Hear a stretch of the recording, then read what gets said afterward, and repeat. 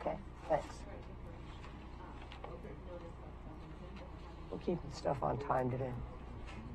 We're keeping stuff on time. Okay, welcome everybody. We're going to start with the pledge, so if you would join me in the Pledge of Allegiance, I would appreciate it. I pledge allegiance to the flag of the United States of America and to the republic for which it stands, one nation under God, indivisible, with liberty and justice for all. Thank you. Let me just introduce everybody. To my far left is Administrator Hitt. Then we have Commissioner Huxley, Commissioner Boyce, and over here is Brenda Starbird. She's going to be our minute taker today and our timekeeper. She's going to keep me on track. So let's get started with the agenda. Are there any additions or amendments to the agenda? Administrator Hitt. Thank you, Madam Chair. I would like to propose a brief executive session at the end under ORS 192.660 sub 2 sub D to deliberate with designated labor negotiators. It shouldn't take more than a few minutes. I liked your word brief. Very brief. That's very good. And just another request, Jackie Antunes is here. She has an item on the consent calendar here, resolution proclaiming April Child Abuse Awareness. I think she also has a brief announcement. Again, I know Jackie is a very brief person, so. I really like that word. Yes, so if you would be gracious enough to allow her to make a brief announcement when we get to consent calendar item 4A. Okay. Do you want us to take that out of the consent calendar so she could do that? It's your call, how you want to structure that. I'd say either approaches would be totally fine, but. Okay, I'll just allow her to do a brief announcement.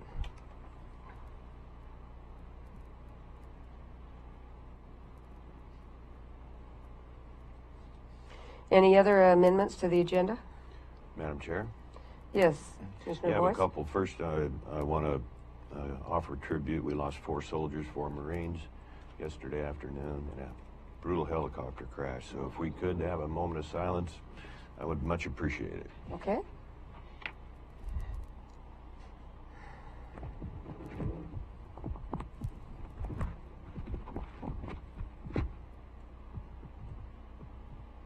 Thank you. And I have a couple agenda amendments. Okay. And Madam Chair, be under the category of removal would be my suggestion here under 8A, old business pending actions. The first one being public records policy revision. I just got handed this morning, which is fine with me, but no time to review on a 10-page exchange between Commissioner Huxley and Administrator Hitt. And so I haven't had time to review that, and I think it's related to this topic.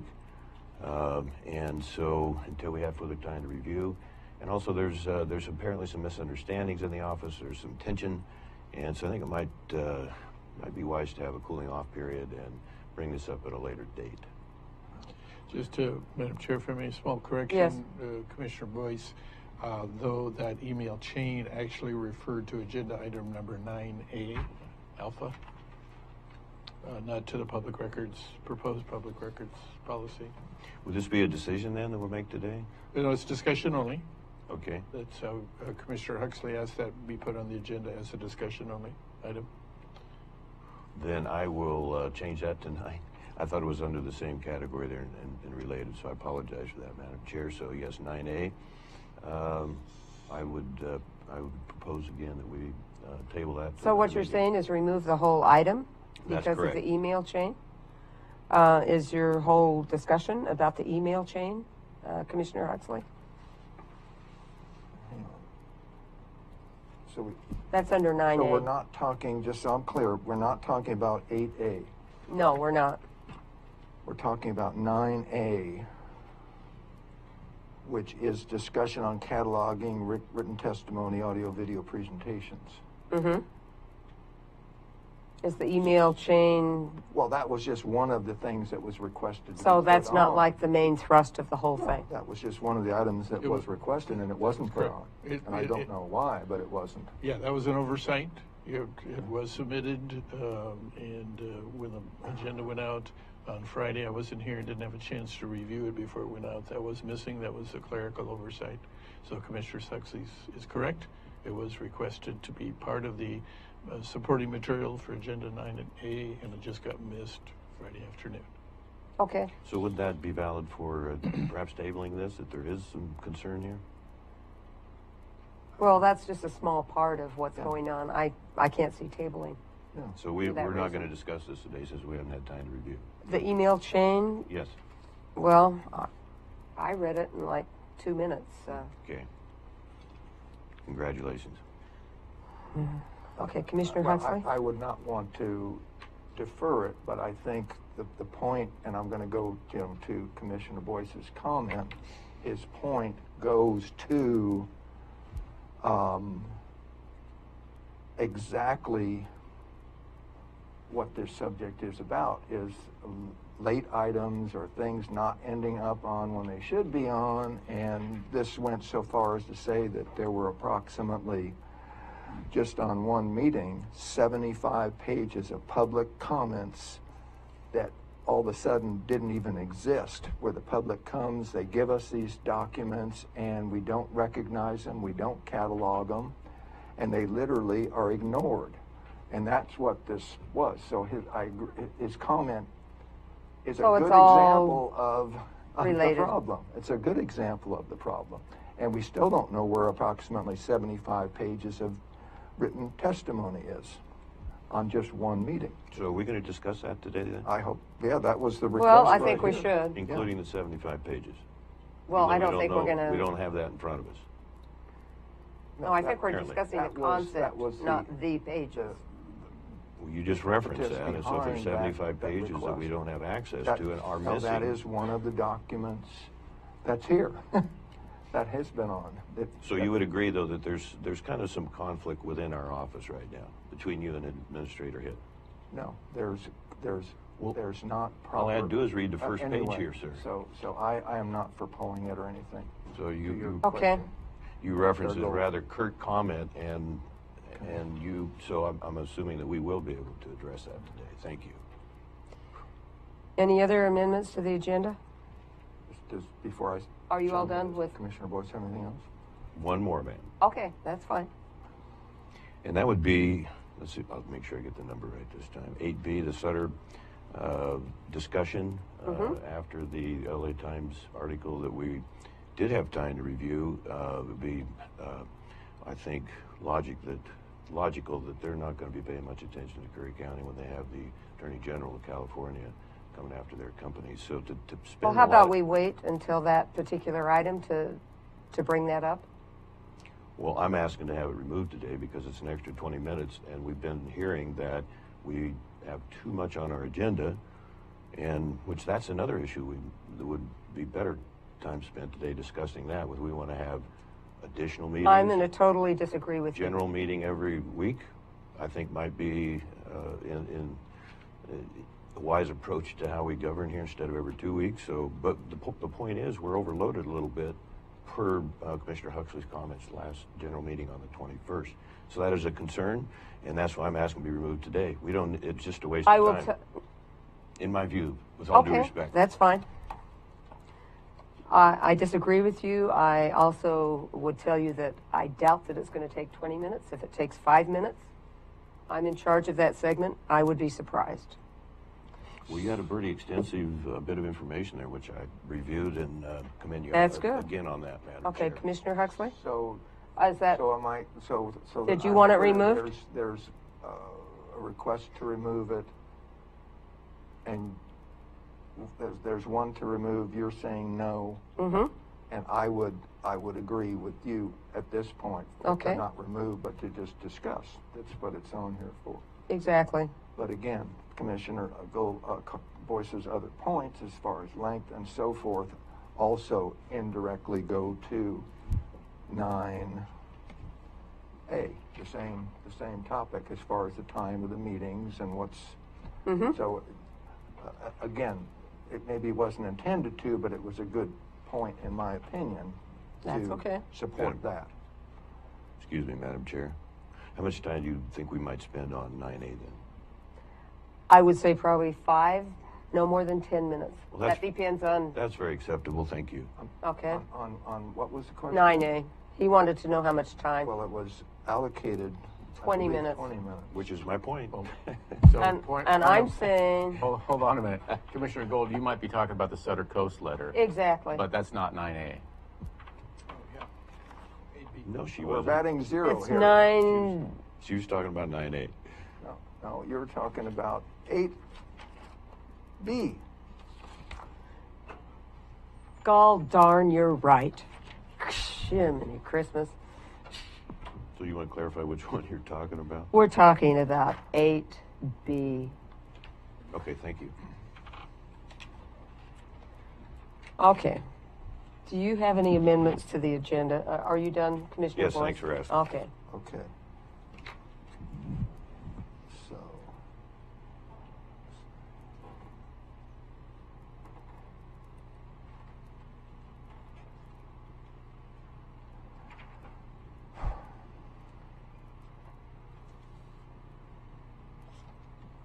On 10, I'm sorry, 8C. Let's make sure we're on the same Okay. thing. From general meetings of July 5th, 2017 and October 18th, 2017. My comments are not so much to pull, but there is no agenda routing slip. There is no estimated time. There is a policy on how you get things on the agenda. This is in total disregard for that. Oh my goodness. My question is, how did this even get on the agenda? Whose authority? I put it on the agenda, and I was putting the agenda together. My understanding is this is just a continuation from prior consideration of this item, and the board directed that we continue it and bring it back. Policy says it requires an agenda routing slip. It did have an agenda routing slip. There was nothing. Madam Chair, you need to please get control So- here. So we can get Okay, something let done. me Thank just you. look here. 116. Goes to the same. It goes to 9A again here. It's chaos Hallelujah. and disregard for policy. We either have policy, we follow it, or we don't. Let's see, it's Commissioners. 12 minutes Okay, out. I did not get an agenda routing slip there. No, this agenda did not have one. It had an agenda routing slip. For the first time, the Yeah. board considered these items, and by direction of the board, it was continued to this. So we did not include an agenda routing slip on old business on this item. It's to consider and approve the minutes. So yeah, there is no agenda routing slip. If the board wants to say something about not following policy, they're welcome to. They can pull this item and we can continue it and bring it back, or you could consider these minutes on their merits. It's a board decision. Madam Chair, if I may, I would like to make a motion that we table this item until we can get a proper agenda routing slip. That's fine. Thank you. Do we have a second? I second it. Okay. Any further discussion? Okay. On that item, I will enter, and not until Commissioner comments, into public documents on that topic for future also, but I'll put those in at Commissioner comment time. Okay. Call for the question? Aye. Aye. Aye. Okay, so that will be tabled. Any other amendments to the agenda? One possible, Madam Chair. Yes. I received a phone call today from a Mr. Fitzgerald, who's a remaining commission member, board member of the Langlois Water District. They've had resignations on their board such that they do not have a quorum, and therefore they cannot conduct any board business. They also do not have a manager. The function of the manager, one of the key functions, is to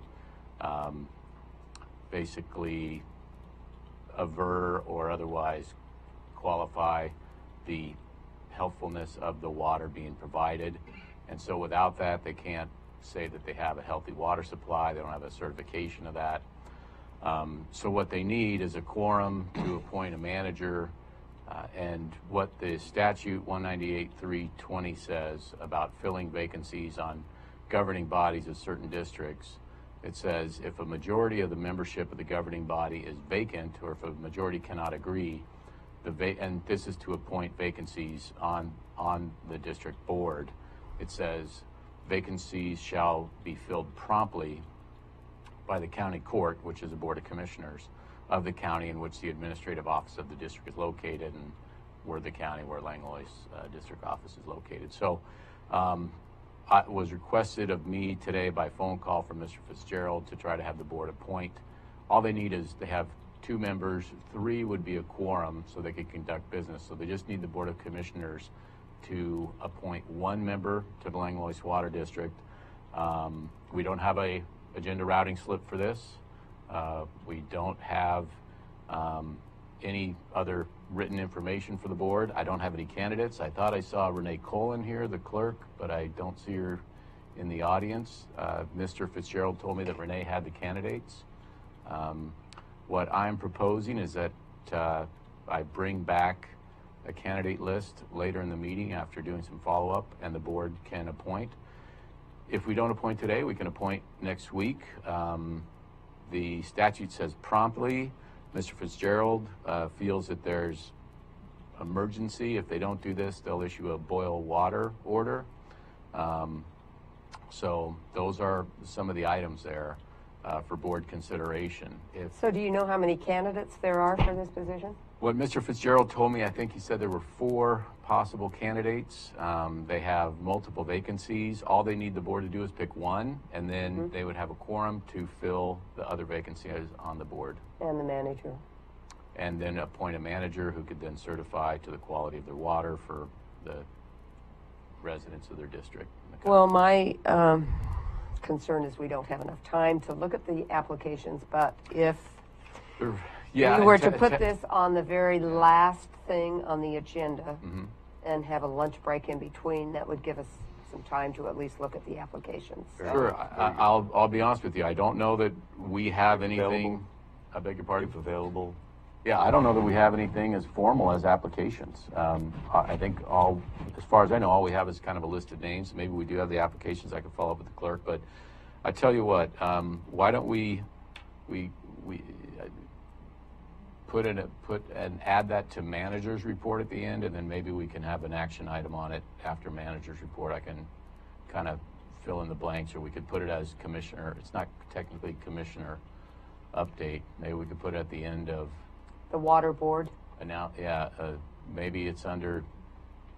I'm trying to figure out. It's not necessarily. Well, it would be 9. Perhaps you add it as a 9E. Langlois Water Board member. Well, what about 11 or? Yeah. 11E. Yeah, this is more or less a staff update, but it would require board action today. Okay. And that's the request from the water district remaining the chair of the board.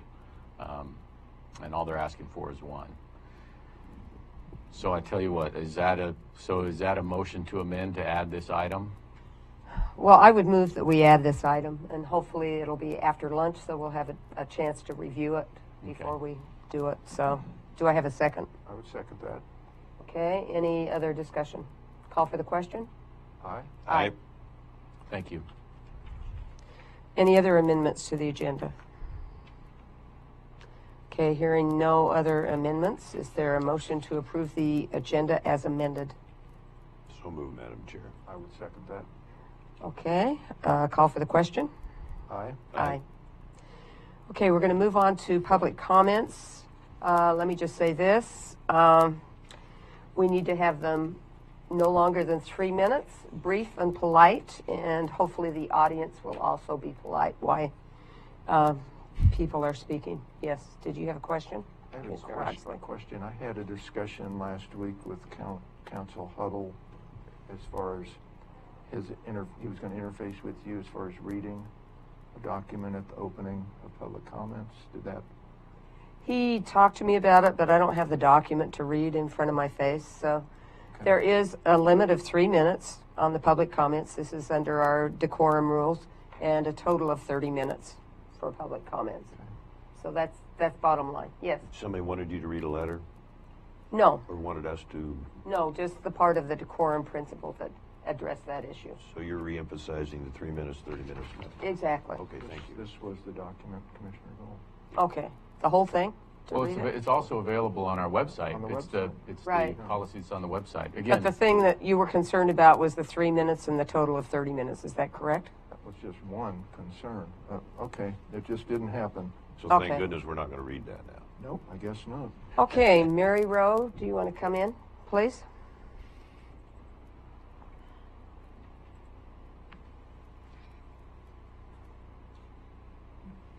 My name is Mary Rowe, Gold Beach.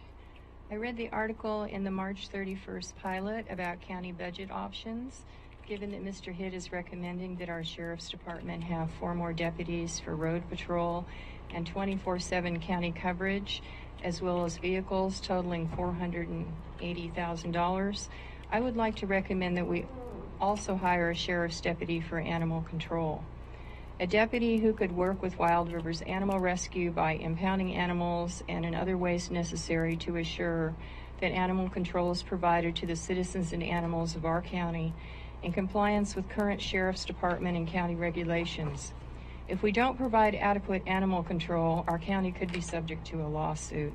I would think that a county liaison, a county commissioner, or Mr. Hitt could meet with the director of Wild Rivers Animal Rescue, Tanya Collins, and Sheriff Ward and work out an agreement that they both think is fair, one that includes the services of a sheriff's deputy. Since the lapse in this service, many people have horror stories that they could tell about animals that have not been helped. I have 4. In one instance, I had to carry a cat who had been abandoned in the forest for 6 miles and then take an all-day round-trip bus ticket to get the cat to a shelter. In another instance, last winter, a homeless woman who was repeatedly kicking and otherwise abusing her dog. The dog was older and had cancer, so he could not travel the distances she wanted him to anymore. The dog's eye was in pain, extremely swollen for months, but she refused free veterinary care. Our district attorney witnessed the abuse and offered to be a witness. I also witnessed the abuse. Jake Condi worked hard to resolve the situation, but without animal control, it didn't happen. Finally, some of you may have heard about a dog named Rowdy who was tied to a propane tank in a homeless camp in Del Norte County. The camp caught fire and Rowdy was burned so badly that his skin was hanging off of his body. His eyes were burned. 911 was called, but Rowdy, laying on the ground, screaming in agony, received no help from authorities who did not provide complete animal control coverage for their county. Hours later, Rowdy finally received a lethal injection to end his agony, and thanks to a Curry County resident who drove him to a harbor veterinarian. Such extreme tragedies can happen here if we don't provide adequate animal control and a deputy to do impounds. Thank you. Thank you. Jim Cullen?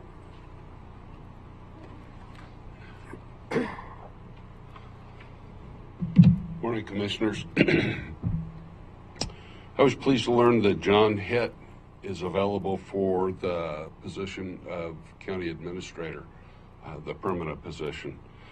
So I just wanted to come before you again, read some excerpts of the letter that I was dated March 19th, where all of the Curry County elected officials, at least all the non-commissioner Curry County elected officials, were in favor of retaining John Hitt for at least a longer period. From the Curry County elected officials that I've spoken with, all of them would be in favor of the hire of John Hitt to be our permanent county administrator. Excerpts from the letter. Mr. Hitt has spent months working with county departments to learn about the strengths, weaknesses, resources, and needs of those departments. As you know, Mr. Hitt has years of administrative experience working to provide quality public services under Oregon law. I'd just like to give you one example of that. I lived in the city of Lebanon in the early 80s and the city of Lebanon was struggling in the early 80s. It was a timber town, had a few mills in it that were in the process of shutting down, and there just wasn't much happening in the city of Lebanon. The past couple of years, I've had an occasion to go through Lebanon again and do some exploring since I'd lived there. And I know, well, I believe John Hitt spent 15 years as city administrator there. I'm not sure about the exact number of years, but the city of Lebanon appears to me to be a vibrant, thriving town. A lot going on there, new city parks. Compared to what it used to be, I think it's a real gem. Back to the letter, we believe that Mr. Hitt has the background, experience, and temperament to provide unbiased counsel to the Board of Commissioners. We have come to know John Hitt as an extremely qualified administrator who has earned our respect and trust in his judgment, and we believe that you made a good choice when you hired him. Further, no other county administrator candidate could be expected to be nearly as prepared to assist Curry County through the difficult times that we have ahead of us due to the lack of resources. And we believe we owe it to our citizens to hire the very best person that we can for the job, and we believe that person is John Hitt. So thank you. Thank you. Madam Chair, if I may. Yes. Are we going to be able to open this up to discussion, considering that we have two prospective If you want applicants coming to, this weekend? if you want to bring that up under commissioner comments, that would be just fine. Okay. Okay. David Barnes.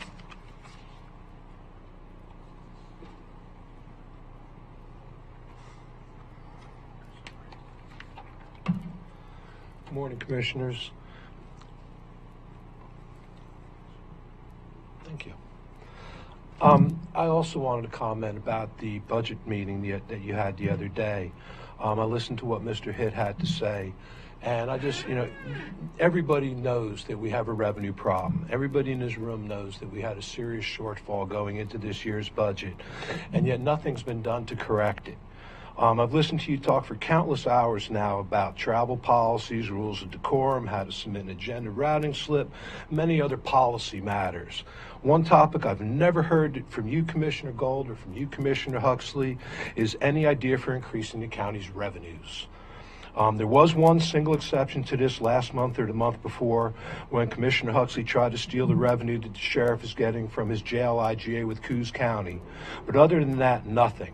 Not a single initiative, thought, idea on how to raise revenue and reduce the shortfall. Even though he's been shut down every time, at least Commissioner Boyce has tried. One of Mr. Hitt's ideas presented last week is for the county to declare a fiscal emergency and ask the state to step in and help. That we have sunk so low under your leadership that he even had to present such an outrageous idea truly demonstrates a complete and utter failure as commissioners to act in the best interest of this county, and for that you should be ashamed. Other ideas were to gut departments and reduce staff to 4 hours a week. I find it unconscionable that you could now consider asking county employees to bear the brunt of another wasted year and to make further sacrifices because you did nothing to raise a dime of revenue during that year. Curry County needs active, innovative leaders to pull us out of our fiscal woes, not commissioners who want to shuffle policy and procedure paperwork on the deck chairs of the Titanic. For that reason, I ask you, Commissioner Gold, and you, Commissioner Huxley, to please resign from this commission. If you want to truly do what's in the best interest of Curry County, step aside. Thank you. Jerry Lynn Thompson. Delaha, Jerry Thompson, Upper Chetco, member of the Tolowadani Nation, and we sent you commissioners a letter in support of our fish hatchery, and so I'm here to ask for your letter of support for federal funding for operations at the Rabbit Creek Fish Hatchery. The hatchery is owned by the Tolowadani Nation and currently raises Chinook salmon and steelhead for the benefit of the people in Oregon and California. The hatchery has historically also raised coho salmon, which is a federally and state-listed threatened species.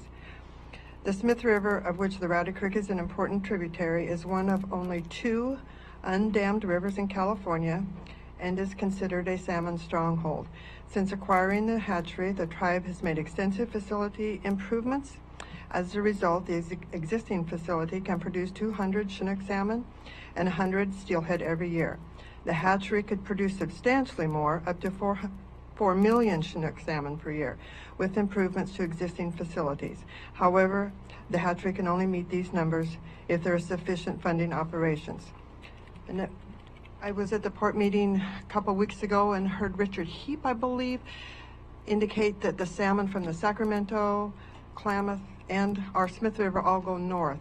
And we have data that shows that 90% of the salmon that we raise in our hatchery are caught commercially, so they're going north, so hopefully that's a benefit to Curry County. So I'm asking for your support in signing this letter for us so we can seek funding.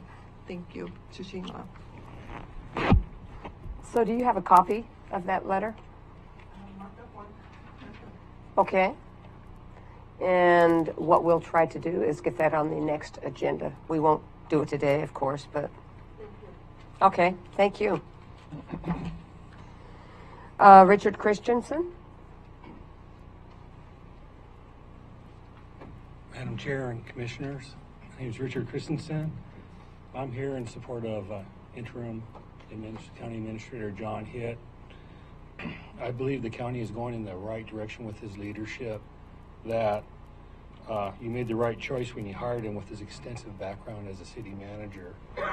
To lose him now would be a major setback with getting the county back on track with the current budget issues we're having. So, Okay, thank you. Madam Chair. Yes. I also have an email from Sheriff Ward, but it's one sentence. Please let it be known I support John Hitt. Anything less is unacceptable. Thank you. Okay, moving on to the consent calendar. Yes. Yeah, I just introduce, well, not to read, okay, not one sentence to read here, but we did receive an email from a Tim Palmer. Right, and I was going to just introduce that into the record and have it be introduced as a document along with the cover email, and have it introduced as a document into the record today. And I gave that to John Jesuit already, but we can give another one to him. Okay, just so we have a on the record that Right. that it has been submitted. Right. So that Madam Chair. is the cover email and then the 2 pages of the Word document. Commissioner Boyce? Oh, just a quick comment is, do we not have a policy that if one of our elected officials can't be here, that it's okay if we read a written statement from them? That's my understanding. So I don't think I was out of line there to read one from the sheriff. Perhaps I was. Well, I didn't put you down for that. Okay. But he mentioned a one sentence, so I felt I wasn't going to read any because Well, we've that's been not through elected that. officials. Okay, well, so let's not before. do the back and perhaps forth we here. can clarify it at Okay, some moving point. back to the consent calendar. Madam Chair, perhaps we can clarify at some point. So would you have a recommendation there? Because I think it's obviously a bone of contention. So maybe we could set up an effort to determine if that is our policy or if it is not. Commissioner Boyce? Oh, excuse me. That'll get you Commissioner the Huxley. backhand, man. We're keeping track. Just Good, that's 3. Okay. Still smiling. We did, I can't cite the meeting, we did go through this. I think county council was the one that, my recollection, did address the point of order. We did agree that we would not read public comments, that if the individual wasn't here, we didn't differentiate whether it was elected or any other, it was anyone. That if they were here, then he had, in this case, Mr. Palmer would have had the opportunity to read his comments. He is not, therefore, as that at least informal policy that we discussed in a public meeting, it was not read. Again, there was no differentiation. It was a blanket, Council Huddle, do you want to chime in on this? My recollection was I said if the board if wanted to, you should adopt a policy, but I don't think any formal or informal policy. I think it was generally frowned upon by the members of the board as part of a way to get public comments in outside of the public comment area. So again, but there was no formal or informal policy as far as I could tell. It's possible that this all occurred when Tom Huxley was chair, and therefore he may have as chair, established as his right to control meetings, some informal policy on his own. But again, as far as talking about it further now, I don't know that it would serve any purpose. If the board wants to direct us to bring back, at a study session or something, some options for policies on this, we could, but it's certainly not on the agenda today. So again, that's all I have on it. Just a quick comment, Madam Chair. Just read, it took 10 seconds to read one sentence from the sheriff. As an elected official, I think that showing that respect and that regard is to the benefit of the community and the public we serve. Thank you. Okay, let's move on to the consent calendar. Jackie, I was going to let you make a brief announcement. Good morning. I'm Jackie Antunes. I'm the Executive Director of our Curry Child Abuse Intervention Center, known as Wally's House, and I did submit a proclamation asking the Board of Commissioners to declare April Child Abuse Prevention Month. And in reading this, I realized that I did submit a form that has the wrong president on it, so I will be resubmitting a corrected proclamation asking for your signatures. Also, just an update on what we're doing at Wally's House. We have declared April 13th Go Blue Day, and we're asking our county citizens to wear blue in support of child abuse prevention on that day. So Wally's House does have a Facebook page. It's been put out on that. It's been submitted to newspapers and to one radio station. I still have to get a hold of the other one to see if they'll announce it.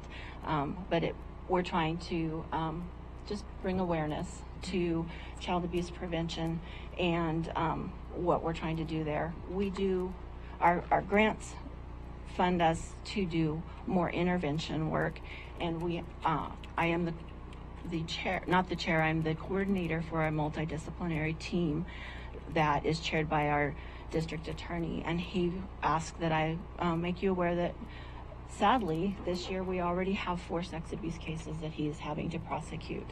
So I would ask that people be aware, mindful, and if they suspect or have a child disclose anything to them, to report it to Child Welfare Services or their local law enforcement, and help us keep our children in Curry County safe. Thank you. Commissioner Huxley? Go ahead, Commissioner. Well, if you were going to give us a copy of that, and I will give you an updated copy of. Do you want a copy of this? Yes. Or, oh, definitely. if we can, thank you. Commissioner Huxley? So am I understanding correct then that the document in this that we have is not the correct, just so I'm clear, because if it's not, then are we going to pull that from the consent calendar? We probably, you're going to put it back in. It's the same except for the name of the president. Correct. Right? So would you? So she's going to put the adjusted one in there, the corrected Okay, so one. then are we going to, just for the record, say that we're going to substitute and what is reflected in the substitution and leave it in? Yes, and do it That- today, Pardon if we me? can, Madam Chair. And then, which is fine, just so long as we don't want to be approving. You don't want to a approve document something that's not. That's the wrong record. Correct. I understand that. But and you'll I- get that copy to us right away so that we can Definitely, approve I that. will. No, the run it President over Trump as will soon as I definitely finish tweet here. about it. Okay.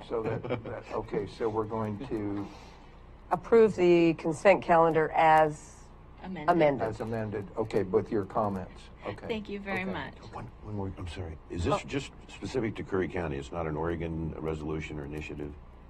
The one that I've submitted is specific to Curry County. Great. I understand that President Trump has declared April Child Abuse Prevention Month, and I know that in other counties and cities, our child abuse intervention centers are asking their local and county officials to declare it Child Abuse Prevention Month as well.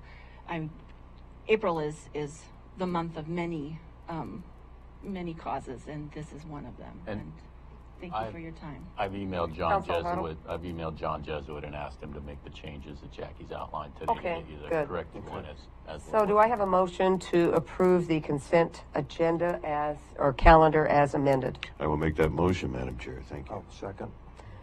Any further discussion? Let's call for the question. Aye. Aye. Aye. Okay, next we have a presentation from John Paul Bowles, Travel South Oregon Coast. And he indicated that he was going to be brief today. Is there a clicker for this, or should I stand here to change slides? There's a clicker somewhere. I don't know where the clicker Or a is. keyboard. Or a keyboard, There's a either one. turquoise Which and black do you mouse. prefer? That's right there. Yep. And if you want a keyboard, we have that too. Okay, thank you. Should I use the microphone? Yes, Yes, you please. need to use, yeah. Hopefully this will work from here. Thank you for having me. My name is John Paul Bowles, and I am the interim director of Travel Southern Oregon Coast. I do quite a bit of work with Travel Oregon as well.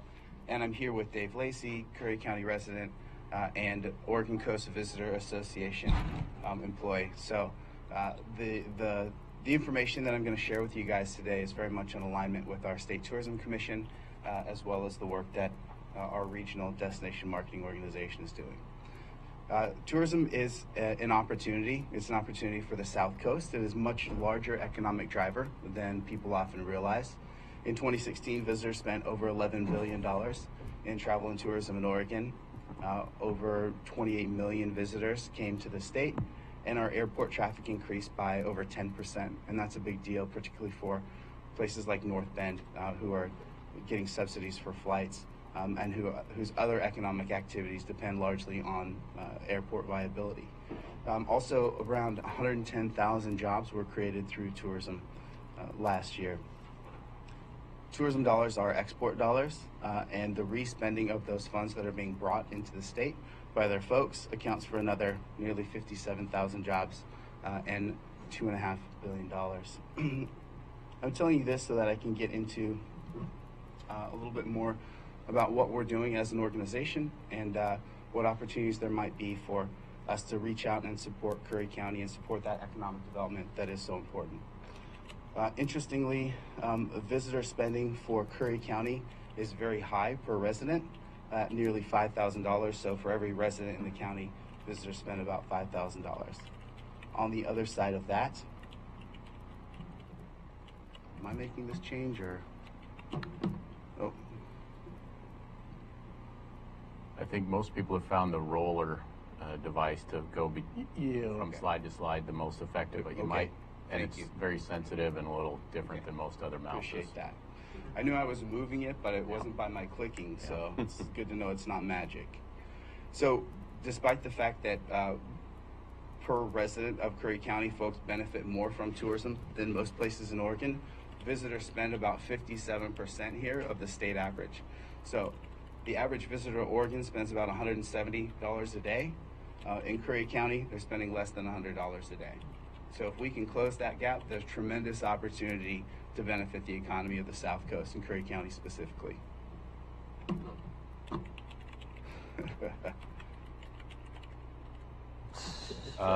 In fairness to you, we've had a little trouble with this mouse on occasion, so I want to do the keyboard. Try the keyboard. I'll grab it. Yeah, sorry, John Paul. Not at all. I'm just going to try to keep my promise. Good job. This is So- important. Travel Southern Oregon Coast is a new organization that has evolved from engagement through our State Tourism Commission, Travel Oregon. That started in 2013, 2014, and engaged communities from Brookings up to Bandon.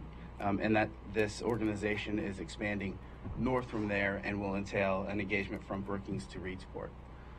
The organization is funded by a memorandum of agreement between Bandon Dunes and Coos County.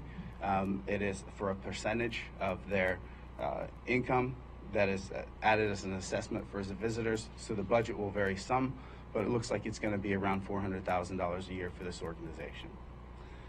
Despite the fact that it exists and is born from an MOU between Coos County and Bandon Dunes, Douglas and Curry County have voting board positions And this is very much a regional focus to encourage economic growth through tourism throughout the entire South Coast. Again, I appreciate Dave being here just to demonstrate that we are entirely syncing up the budgets between our organizations and our work plans so that we can have the biggest impact and show that we're essentially like a Russian nesting doll, where Travel Oregon's the big one. Oregon Coast Visitor Association fits within that. And then we, as an organization representing Coos and Curry counties and a little bit of Douglas, are aligned with those organizations. So you may be hearing about different tourism efforts, but I assure you that they are all aligned and not duplicitous. We also acknowledge that there are many partners on the South Coast that are doing good work. For example, we're coordinated very closely with the work that is happening in Brookings with the city, as well as here in Gold Beach, folks in Port Orford, Julie Miller, formerly at the Band and Chamber, etc. So we are also working in coordination with those folks and supporting them. So Travel Southern Oregon Coast, as a very new organization, has decided that it will make strategic investments in developing projects, promotions, and relationships that lead to the South Coast becoming a bucket list destination, especially for outdoor recreation enthusiasts. This bucket list element is very important because, as you guys know, there's some difficulty getting here for a lot of folks. So we need to have experiences that really make it worth the while for folks to come up from our feeder markets, particularly San Francisco, Seattle, Portland. We have 4 pillars to our strategic plan. I will go through them very quickly. We want to partner. That is the reason that I'm here today. We want to reach out to folks and offer our support. We also are very intentionally working with businesses to help them generate revenue and benefit from increased visitation. We're going to measure our success by how well local businesses are benefiting from tourism, job creation, tax dollars that are revenued through tourism, and money spent in the local economy. We're also investing most heavily in creating experiences, and I'll talk about that a little bit more. Essentially, if we're going to close that gap between the average visitor spend in Oregon at $170 and the average spend in Curry County at $99, $98, we've got to give folks reason to spend more money and stay longer. And then, of course, we're going to be doing some marketing as well. Marketing is traditionally where most of the money in the tourism industry ecosystem is spent. We're going to spend more in the future, but for now we're doing a lot more around product development and creating those experiences. So I mentioned earlier that visitor spend is quite a bit lower here. We commissioned a survey and we asked visitors, what would encourage you to spend more money when you're here? Come in the shoulder and off season. We know those dollars are more valuable than more folks coming in July and August, and encourage you to stay another day. They told us that they wanted to have. Do you have a question, You Commissioner? mentioned a large amount, or I forget how you phrased it, was spent on marketing. What of your budget, ballpark percent, is spent on your marketing? Well, that would be a real ballpark, and we're still finalizing our operational plan and budget for our first year as a very new organization. Okay. I would say it's going to be probably around 25%. Okay. Thank you. Essentially, we asked folks what would encourage them to spend more money here. We went straight to the people we want to reach. And they told us that they want to do more bicycling here. They want more access to our wild and scenic rivers, our estuaries, and the beaches, and that they wanted more experiences with fresh and local food. So we are investing in helping create those experiences.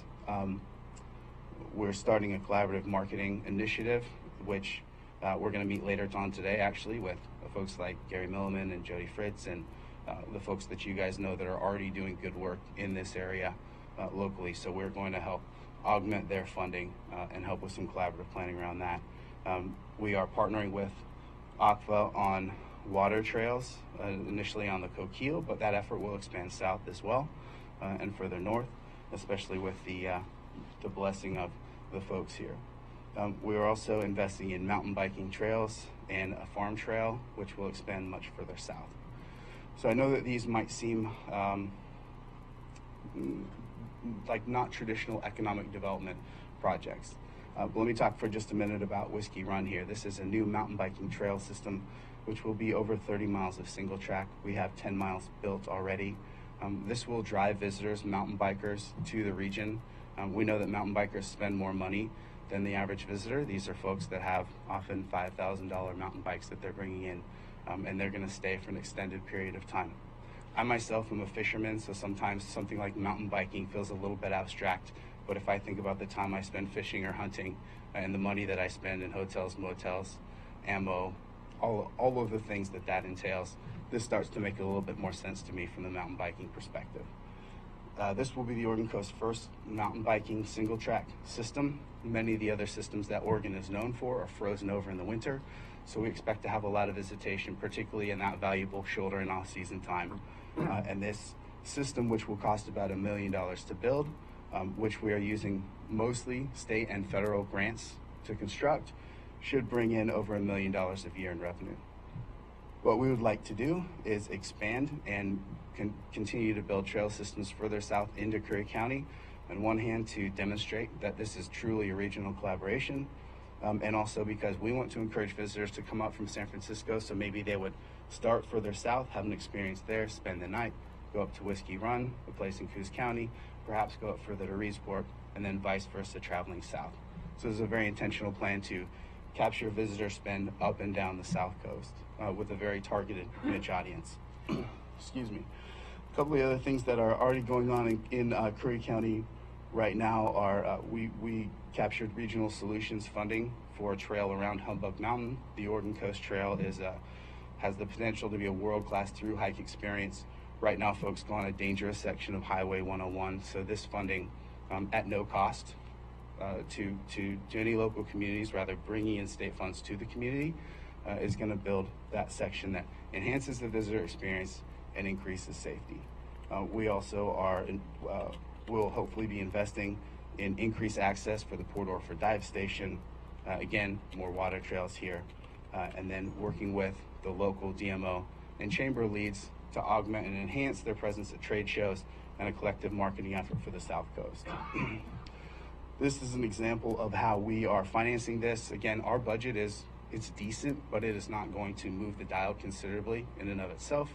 So we are investing some of my time. My board has asked me to invest my time in continuing to develop proposals. This is an example of how we took essentially $25,000 of an initial investment for planning, which can be very hard to get from those state and federal funders, and converted that into over $500,000 of state and federal funding to build this type of tourism infrastructure that will have a lasting impact on the visitor economy for the South Coast. So I am here largely to just introduce myself and this organization, to offer a partnership, and as you guys continue to explore ways to grow your economy, offer any type of friendship, partnership, opportunity that may be out there. Okay, thank you. Quick question. Yes, Commissioner Boyce? Thank you. Do you have a board in place yet? I might have missed that if you said We that. do, yes. Good. So it's primarily the two counties, Curry and Coos counties? We have a board member from Douglas County as well, although there's a smaller portion geographically of Douglas County that is relevant to this group. But Carolyn Johnson of the county here is one of our board members. Great. Terrific job. Thank you. Thank you. Any other questions? Okay, good. Administrative actions and appointments. Carl King, I have you as a public comment first.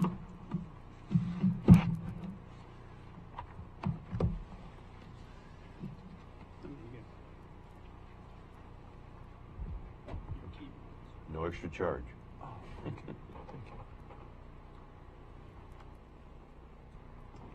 Two other comments. I just reached out to our water district, and unfortunately, our staff does not have the certifications necessary to certify the Langlois system. They have filtration and we don't. But I thought maybe we could lend our manager to them because they do need help. Just as an aside, I am here because of the biking and river recreational areas, so I hope that doesn't deter you from supporting these efforts. But my main reason for being here is to ask you to approve the revocable permit to operate non-commercial PEG channel 182 by Curry County Voices. We were before you not that long ago asking that this be put back on the agenda on a reduced basis because we have had a small roadblock with Charter on setting up the second channel.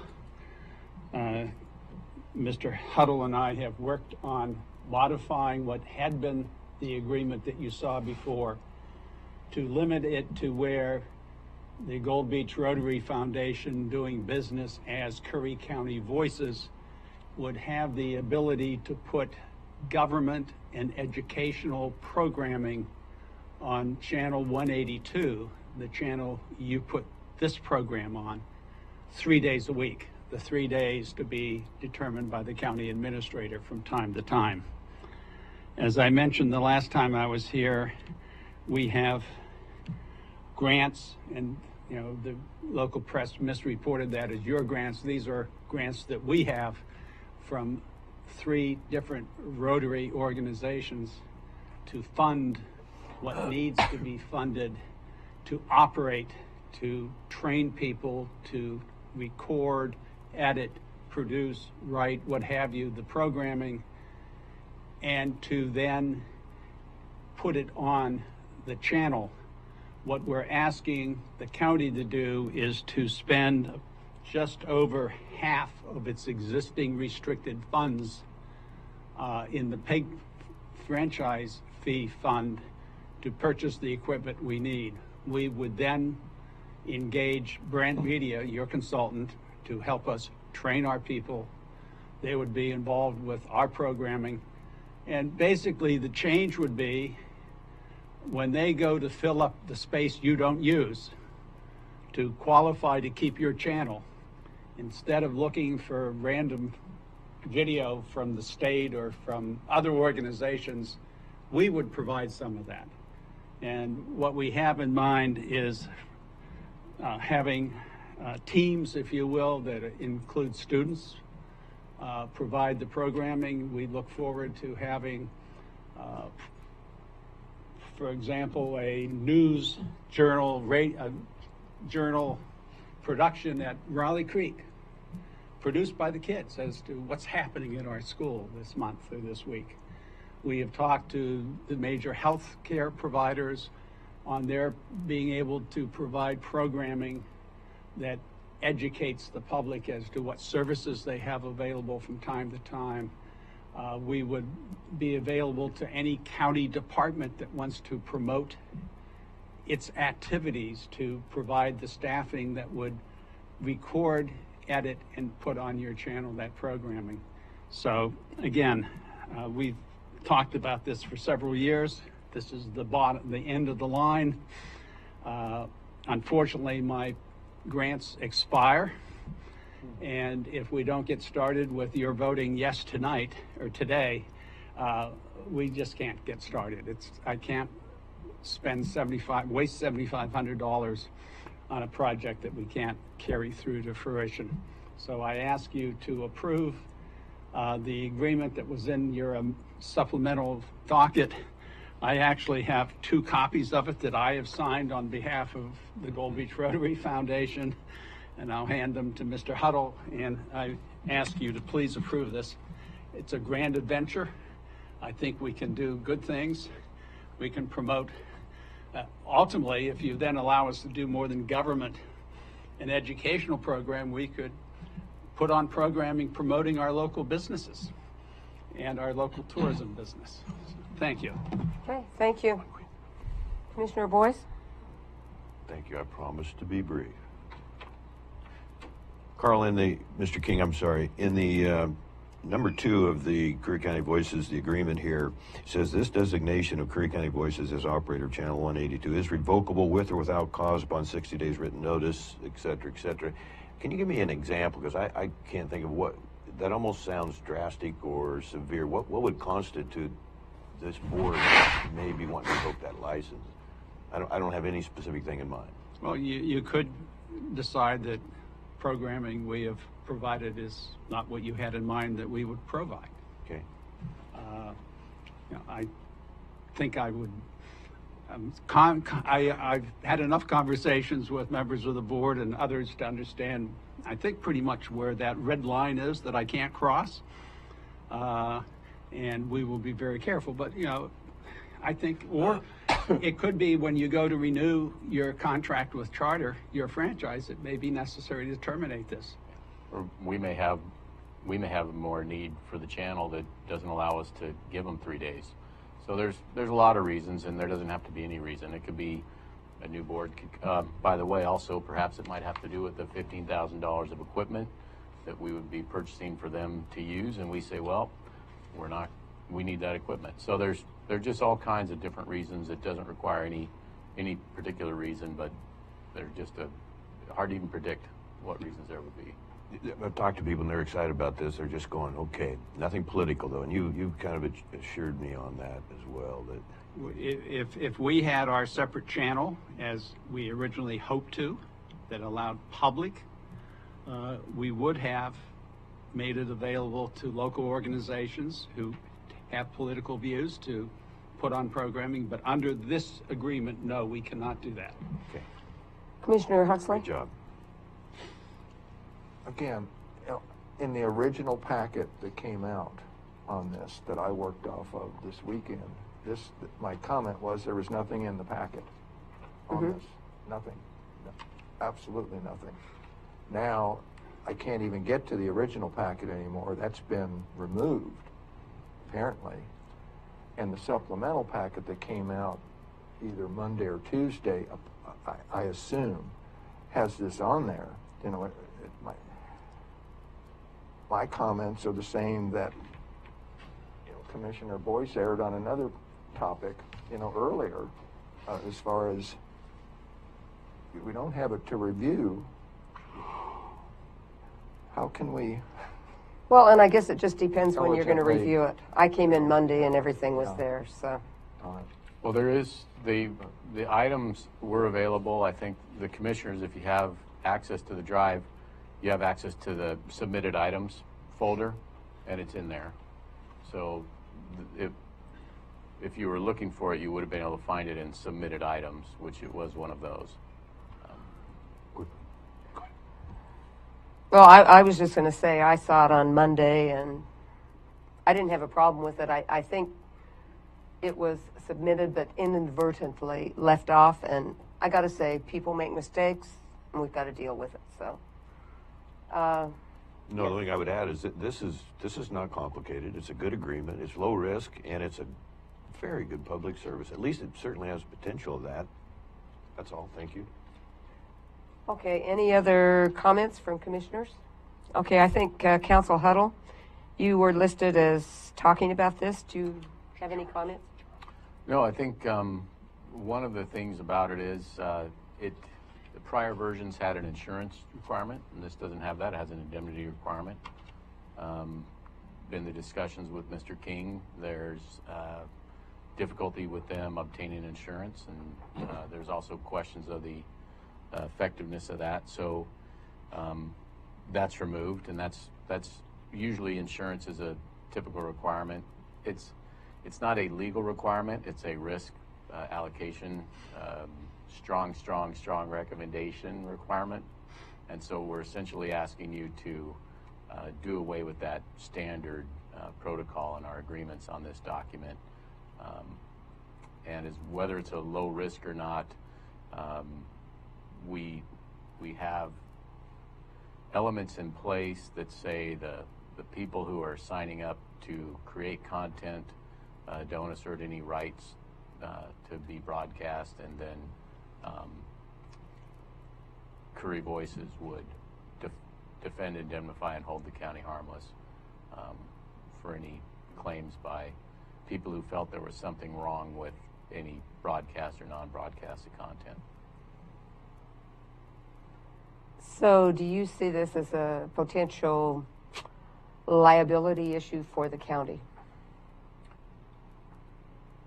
Again, potential liability issue, yes. I think it's limited in scope. So as far as I couldn't put a dollar amount on it, but we have pieces in place. So usually, again, when you have a risk, you have. I'll use a different example. Let's say you're going into a parking garage and you buy a parking ticket. On the back of the parking ticket, it says this ticket limits our exposure and liability, and by doing this, you agree to that. We have a provision like that for the people involved. So there is some risk, but we've used some of the standard risk control mechanisms available to us. Short of insurance. Insurance is the only real deviation. I think Mr. King and I have had discussions on that. You might have presented that to the board prior. I can't recall. Yeah, we have, when Mr. Huddle and I drafted the first version of this, we had in front of us 4 or 5 agreements of other systems. And what is incorporated in this agreement is the strongest language possible to insulate the county from liability. There is a paragraph in there that says that only Curry County Voices is responsible for the programming we generate, that the county is not responsible. And it goes on to say that if any county employee or official attempts to influence what we do, it is not an act of the county. So it's as insulative as it can be. You don't have media coverage for your programming. And I could be snide and say that my program is going to be a lot less risky as far as defamation or libel than your programming is. I believe I can get a liability coverage from Rotary International for things like slip and falls and that kind, but they won't give me media coverage. No one will give us media coverage or you media coverage. But I think the language that Mr. Huddle and I worked on does what he suggests. It minimizes the likelihood of anyone being able to reach through us, Curry County Voices, and find the county responsible. Well, I say they always look for big pockets, but our pockets aren't too big. Madam. Did you have a comment, Commissioner Huxley? Okay. Commissioner Boyce? I didn't say no risk, and anything worth doing it as risk. So I said low risk. So, Madam Chair, I'm going to make a motion that we grant this license to the Gold Beach Rotary Club. Okay, do I have a second? Foundation, excuse me, would be better said. I'll second the motion. Any further discussion? Call for the question. Aye. Aye. I had a comment. One comment. I'm still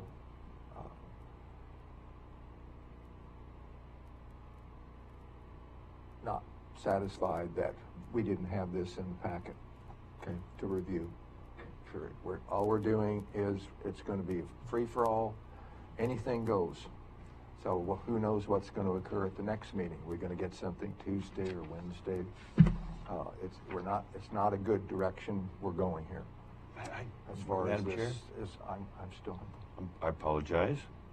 So that's my comment, and then I will vote yes with the 2 commissioners. Okay, so we have the question. Everybody voted aye. Thank you very much. Okay, there is no public hearing. Did everyone vote? Yes. Yes, Okay, we good. did. I just had one comment. Charles, did you? Commissioner Boyce? We had enough information here to make a wise decision. Plus, we've had 2 different meeting testimonies from Mr. King that we have the basis for. So this notion, if I may, seems to be just one more aspect of grinding us down. So that's all I have, Madam Chair. Thank you. Commissioner Huxley? There was a change. When County Council says that insurance requirements have been removed, and we didn't know that, there are changes like that that you need to have time to review, and you think it can't ever come back, you're mistaken. It can. Didn't say that. Didn't say anything remotely like that. Okay, moving on. Old business. Oh, Charles, did you have a Yeah, comment? I think, yeah. Yes. Apologize to interrupt, Madam Chair, fellow commissioners and staff. Obviously, Brant Media is very excited about this prospect. When we first made our presentation to the prior board, we outlined public and educational access as a further opportunity. Obviously, the second channel, we're still going to be waiting for that to come down the mountain. But until then, dividing out the programming in this way makes a lot of sense. That's how single public education and government access channels have started in communities all over the country. We're hoping the board would come up with some sort of sensibility or consensus that If you're going to pick 3 days, pick a unified block of 3 days and stick to it. It would be our recommendation as your operator that you pick Friday, Saturday, Sunday, so as to avoid your board meeting days, to avoid your board meeting replay day, which is Thursday, and just in general to provide a very clean break between Curry County Civic, your government access operations, and a solid block of 4 days, weekdays, and then the weekend for voices. And that way we can market it effectively to the public that way. And that would probably be a better 3 days for the kids because they're off school. So Absolutely, absolutely. And we just wanted to clarify as far as the language, while you're offering voices to operate programming on the channel, the Brant Media and the county already have an agreement where we are your operator in a technical sense. So just to lawyer that a little bit, we just want to make sure that was very clearly on the record. And also your agreement that you've just signed, I guess, says through the end of 2019. Our agreement ends at the end of 2018. So we got to knock some heads together and figure out a way to extend or revise our agreement to make sure we're still around when these guys want to keep operating 3 days a week of programming on the channel. Otherwise, we look forward to a further board order to release these PEG funds to actually purchase that equipment and then go from there to start up the education and production services. Council Huddle? Sorry, Charles, thanks. I've been involved in a little bit of this. So we do not rebroadcast our board meetings on a weekend day. I thought it sounded like you said. I can give you the current schedule, Mr. Huddle. Currently, the meetings are rebroadcast at 5:30 p.m. the day of the meeting, or as close to that as possible. We've gotten pretty close to going past 5:30 once or twice. And then we rebroadcast them at 8 a.m. and 5 p.m. the day after, that Thursday. And then we've also been typically rebroadcasting them Saturdays at 7 p.m., Sundays at 11 p.m. at night, Tuesdays at 11 p.m. at night. So basically, we'd be ditching those Saturday broadcasts under this new schedule, but rebroadcast, I should say. So I don't think you're going to lose a lot of viewership for your replays that way. I don't know. I mean, I think that would be important, and that's why originally Mr. King's draft had particular days in there.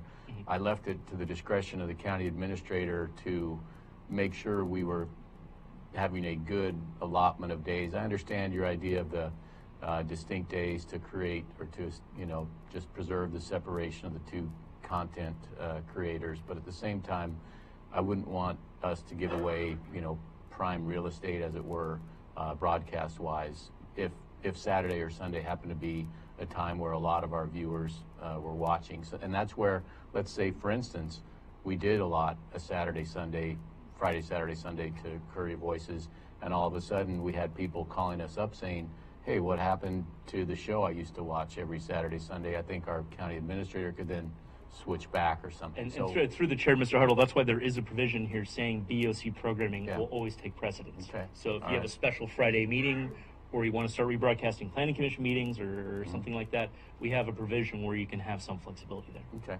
We would welcome your programming on our 3 days.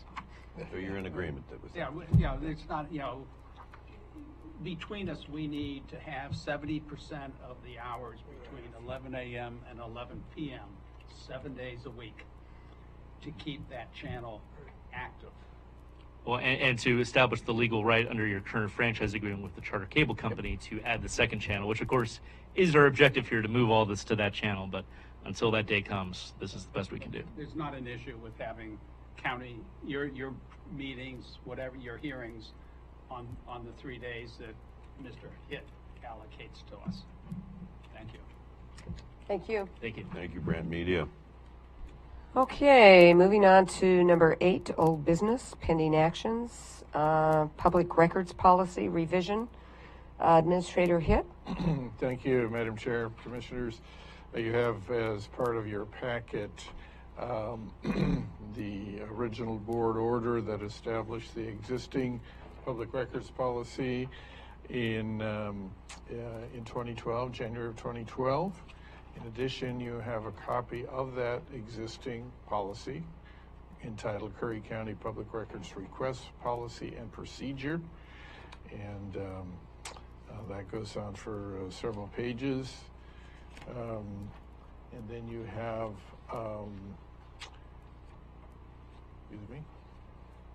in addition to that, you have a a draft, proposed change of policy, or a new policy, excuse me, that has the same title. It goes on for 3 pages, and then has Exhibit A, which is kind of a proposed public records request form, or the information that we seek when somebody wants to do a public records request, an acknowledgement form, and then in addition to that has a brief glossary of terms that are used in the proposal, as well as that's Exhibit C, as well as that's new, and Exhibit D, public records flow chart, which is also new, and then finally a proposed board order that would adopt, if you agree, the new policy, of course, with or without your amendment. Just a couple of comments in general. The new policy recognizes the new requirements in Oregon state law of response, 5-day response initially, and that would be this form that's attached here, Exhibit B. So that's the acknowledgement form that would be in 5 days, 5 business days. And then a requirement, and then if the person, the individual requesting the information, then pays the fee, at least $25, or the minimum fee estimate that's provided on that Exhibit B form, then the requirement that those records be either given to that person or the opportunity to view them within 10 days. So that's consistent with the new, relatively new, I think they were new January of this year, state requirements. There's also some additional information, just background information about public records, as well as an opportunity mentioned there in Section G, opportunity to appeal to the district attorney, and then also some guidelines there under Section H in the new policy, keeping a log or maintaining a log of all public records requests. So, as you may recall, this has been on your agenda before, both at a workshop and in a regular session. And this is, Mr. Huddle and I have also had some discussions about this, as well as with Commissioner Huxley. So, it's our most recent attempt to develop a policy that meets the new state requirements, is clear as possible. Again, we're trying to perform a dual function here, where we have a policy that's used by staff and important to staff, to give staff direction, particularly somebody new coming in, as to how to respond to public records requests that may come in, as well as general information and sample forms that the public could use. This would be, of course, posted on our website. There are various links here that will also be in the final document, or once it's posted on the website, will be included in here, like links to the Attorney General and as well as to our own website. So those would be included in the final posting of this document on the website, either this document or whatever you might approve in its place. So unless there are questions, that's all I have. Do we have any questions? Commissioner Huxley?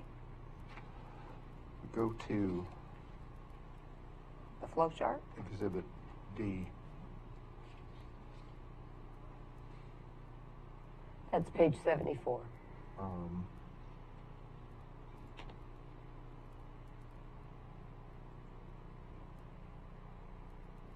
Yeah, it depends which version Okay, you're well, I'm looking just at. telling you. Was on page 45. Okay. As you go down to the first if, okay, public records request or PRC reviews request, or public records custodian, and decides if, okay, readily accessible, then it goes to the right, where the custodian delivers the documents to the requester and collects. The word copy sort of threw me there. What was that? Just about? if it's, let's say they want copies of documents, then we would charge them a copy fee. Currently, I think on a fee schedule, I think it's 25 cents per page. It's a relatively de minimis kind of fee if they want copies. If they simply want to look at the documents, then there would be, of course, no fee. If they want, okay, I thought at one point if they wanted to look or inspect and there has to be staff there, there still may be a charge for. There could be, yes, if that, inspection. yeah, if, actually, it's kind of. That's been addressed. Yeah, you raise a good point there, Commissioner. Actually, I had a conversation with Jim Cullen, the assessor. He has a case actually like that pending right now in a wood where the individual wants to look at some really old county deed records dating back into the 1800s that are in the archive. And so in my conversation with him, I did say yes, even though they may only want to look at them if we have to have somebody standing there, which we really would, particularly since they're archives, then we would have to charge for that time. That's correct. I mean, but that amount is established at that time. It's based on the person's total salary and other fringe benefits. Yes. Great, thank you. I'm still confused by the way By the this flow reads. charts? What reads with the word copy, I still. And maybe that word copy should be struck. Would that Requester make- and collects the fees. Yeah, okay. And To remove the word copy. I certainly, But, I would suggest that's a good change. On this flow chart, though, okay, in some of the text, the clerk was specifically referenced on, I guess it was the first page. But so if somebody comes in now, well, we had discussed many of the different departments that just have walk-ins and you never even know they're there or they were there. None of that, this is a question, while that wasn't addressed here, is any of that going to change? No. But this would lead me to believe that everything goes to the public records custodian. Well, Because that's- there's been no text whatsoever to the contrary in this latest draft. None. That would be something we would have to handle internally, that all the departments would understand, particularly those that are primarily serve as greeters to the public as they come, like the assessor's greeter and clerk and so on, that they would continue to be able to provide documents over the counter without having to go through the public records custodian. So that would certainly be made clear internally to our staff. But externally, it's clear that the person, with no exceptions, goes to the public records custodian in the flow chart and in the text. It's perfectly clear. Well, and It's not correct. The text is intended really for the focus of those who have, requests that require research. And basically, in this case, public records, if you start up on the flowchart, public record, public interest in record, obtain or replicate public records request form. So that first step, and in my mind, is, okay, this is somebody that just needs to find something or get something that's not readily available at the readers, at the clerk's office, sheriff's office, and so on. A more detailed request. So this flow chart is for a more this is a question, not a statement. Now, this as an exhibit, this goes to the public, correct? It would be on our website. That's true. All of this is for the public to look at as far as how to request a public record. Absolutely. What we could do, and you raise a good question, Commissioner, what we could do when this policy is posted, add some additional language on the website to make it clear that if there are documents that can be obtained readily over the counter, that they can continue to do that from the various departments directly.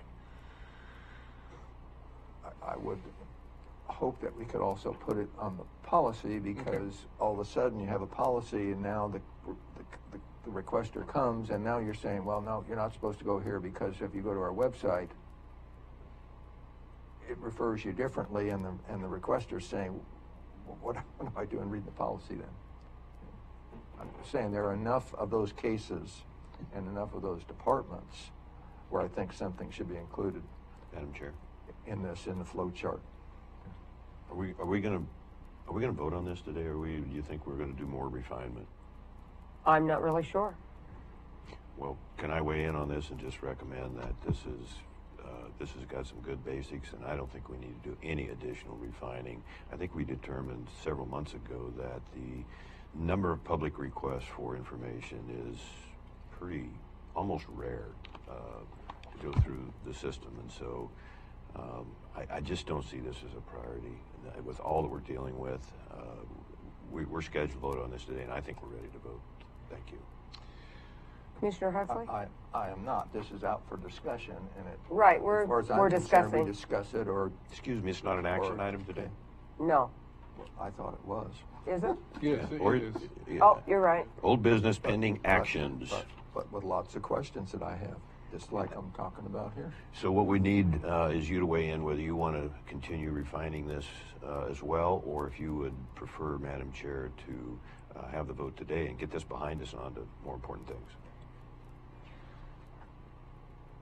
So are there lots of issues that you've I got, still have Commissioner lots of Huxley? questions, Yeah. And I'd say, as Interim Administrator Hitt commented, we had met previously, although it's been several months It's been a now. while, yeah. I know that we had a workshop, that I think was in December. I don't remember what How the about other this? was, but there are enough questions. Would it be possible to defer this and get back to it after you've had a chance to talk with Administrator Hitt and see about the refinements? Because if it's not clear, it shouldn't. And It is and clear there's- enough for what Well, our if there's responsibilities disputes are, within and it the- also takes his valuable time. So it's just, I'm really sad to say So that. I'm sorry. Thank you, Madam Chair. Okay. Voice is- Commissioner Huxley? I would concur with your suggestion, and then we bring it back, because I didn't just wait, I didn't take my time, because this is a very important public records request. Well, are and very certainly our important. website needs to reflect what's in this policy. Oh, And so sure. are So- logs and fee schedules that are referred to, but no fees that are shown. Those are more of my questions too. What are the fees? So that we. Okay, well, I suggest that we defer this until you have more time to refine it, and then maybe come back at the next meeting. Madam Chair, can we perhaps designate a limit of time that we would have Administrator Hitt spend on this, or Council Huddle for that matter, or staff in general? How much time would be legitimate or valid in this case? When do we have an agreement here? I'll just disclaim this, that do we have a general agreement that this is not that big a demand on our system within county government here? Well, but when it is, it better be very specific for those people asking for public records. Not to quarrel, but do you feel that it is reasonably, Madam Chair, it is reasonably specific right now with this flow chart and every aspect of it? How about this? Commissioner Huxley, how much time do you think it would take to, I'm not going to say. Oh, we're that now. saying We're 20 gonna- hours? We're gonna say for everything that comes before the board, we're going to have an estimate of how much time it's going to take, really? I don't think that's a good thing to No. do. You- But I do think we could better spend our meeting time. Oh, I agree completely Okay. on the meeting time. Completely. So I would suggest that we defer this, go back to Administrator Hitt and go over your concerns, and maybe come back with a cleaner copy, something that's more.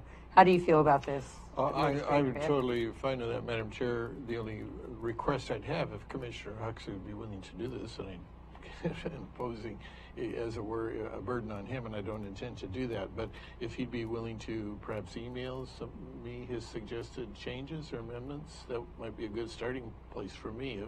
Again, I don't want to be a burden on your time, Commissioner, but. Okay, does that work for you? Well, we had done that previously. We had. On various versions, and county council huddle was there, but there's not that many now. I think it might be more prudent to sit down first. And Okay, so you explain- really don't have that many left? No, I have probably. And there's no limit on the time that can be spent. This, if I may, Madam Chair, I'm sorry. Okay, I think you've expressed your opinion. I'm not and- done. The Okay. cost of this is staggering And it's so frustrating and disappointing, and it is predictable for 14 months now. I want the public to know that might be hearing me right now that this is how we spend our time, non-stop. It is so counterproductive, and then we push commissioner comments to the very end of the meeting when everybody's yawning. Thank you, Madam Chair. Commissioner Huxley? I'm not going to comment on that, but we do have multiple standards, and I think the email from Tim Palmer addressed that. Madam yesterday. Chair, the burden of this and the burden to staff and the cost is borderline malpractice of the BOC. Okay, At least from one member. I think you've already expressed your opinion 3 different ways, so that's good. Okay, moving on. You just want to present that to me that I'm one. Of course, I have that responsibility, ma'am. So I'm sorry if that gives you an uncomfortable position. That's my job. Thank you. Okay, moving on. Yes. So do we have concurrence then, or consensus that that's what we're going to do? Do we need a motion? Just for the record, I think. Okay, I think that's what we should do. And I would second that. Okay, so I don't know where So you... was that a motion? No, there was no motion. It was just a consensus. Is that, Mr. Counsel, is that what we need to do here? Because we're taking it off an action item. We're continuing it, so... The only question I would have is it being continued indefinitely, or are you having a date certain that you're going to bring it back? Well, let's bring it back to the next meeting. Is that... Well, but this whole week now we have executive sessions and on. That's and true. on There's a and lot on going and on. So I wouldn't, Let's not, say not next meeting, but the following meeting. Okay, the first meeting. That's in reasonable. May. Then we're getting into We're heading budget into time. budget, and, excuse me, Madam Chair, if I may. We're heading into budget, and we're going to be distracted from that with something like this, and we don't know what else is coming up. We also know that we have a lot of agenda items that we table or don't address, and then we wonder why we're falling behind. And I believe we are falling behind. If nothing else, certainly on the minutes. Thank you again. Okay, let's move on. This is the discussion of the Sutter Hospital letter. David Barnes, I believe you had some public comment concerning this issue. I do. Thank you, Madam Chair. I understand what's happening here. I understand what the board has been through with this matter, but given the actions of the Attorney General of California last week in filing suit against Sutter Coast over the matters that you're bringing up in your letter, I really believe that, your letter to Sutter Coast is too late to the dance. As your counsel will probably advise you, once you've been sued by somebody over something, you're not going to settle with anybody else while you're in court over the same issue. I think that your actions and activities at this point in time would be better served if you were to not address this letter to Sutter Health, but instead address it to the Attorney General of the state of Oregon and ask him, or I don't know who the person is, ask him or her to join in the suit that the AG from California has filed against Sutter. You're not going to get them to compromise. You're not going to get them to come back to the table and negotiate. They've had that opportunity all year from what I've read in your letter. But now if you wanted to do something for the people of this county and their health problems, please join the suit that, ask the AG of Oregon to join the suit. Sign a letter to him just as the people of Del Norton Crescent City did. Their board of directors and their city council down there appealed to the Attorney General of California to take action. That's where I think your time should be spent. Go asking them to please reconsider our complaints against you. At this point in time, that ship has already sailed, ma'am, and I don't think the only thing you're going to do with this letter is get a good giggle out of them at this point. Your efforts are better spent towards the Attorney General of this state and asking him to join the lawsuit on our behalf. Thank you. Okay, let me just say this. I was the one that brought the letter up. Mr. Barnes is entirely correct. Lawsuit has been filed. There's been 6 years of investigation into this. The letter that I wanted to submit originally took place in June of last year, and I brought it up again because Sutter basically has not done anything to address these issues. And I certainly would be amenable to send the Attorney General of California a copy of this letter so he could use that in his lawsuit. So I would like the commission or commissioners to approve the letter that I've written, along with sending a copy to the Attorney General of California. Discussion, ma'am? Yes, Commissioner Boyd. Thank you. You know, originally I thought we don't need to discuss this, but looking at the opportunity we have here, the Attorney General is Xavier Becerra, I think is how you pronounce his name, and he's a live wire, and I don't know how long this has been going on. I had the opportunity to tour Sutter Coast last Friday, and that's a major going concern. I also read the information that you kindly provided, and I thought that was good and reasonably thorough. As you've expressed, and certainly I've expressed many times, how this might relate to South County, the number of rural hospitals that close periodically. I don't have accurate numbers or stats on that, but it's a scary number, and that would be my biggest concern. And I've expressed that. I went down to Sutter Coast Friday because I wanted to reach out to Mr. Priestley, and I understand what's going on in California. I'm not excusing in any way their lack of response or the issues that seem to be ongoing. However, I think the best thing to do is just back out of this entirely and see if there's a way that we can bring the board together and perhaps, and I suggested this a year ago, perhaps even bring Curry Health Network in connection with Sutter Coast and just start the process of kind of a good neighbor approach, just having some input from wise people. And there are a lot of, as you know, a lot of medical backgrounds in this county, a lot of them retired, that could contribute, and see if that isn't a better approach to trying to solve this problem. And maybe, just maybe, there is a chance that Sutter Coast, Del Norte, or Crescent City is somewhat isolated from the difficulties that Northern California Sutter is subjected to in this lawsuit. So, no, they are not. Okay. Definitely not. Are you that familiar? Does this article reference North County? I happen to know a doctor who has hundreds of bills that patients have given him to show the overcharges. Okay, hundreds but of bills. that's not listed in this article. No, it's I'm not disputing that it may, but that just makes my point that we need to do our homework. We need to do our own housekeeping here as representatives of Curry County in the interest of the seriousness of healthcare, particularly for the harbor folks. Well, there might be a better approach than just about a third of their revenue comes from Curry County. Yeah, we do have yeah. a responsibility to look out for those What folks. what I'm submitting here to you, Madam Chair, is what is the best approach to solve the problem. It may not be to join this Mr. Becerra.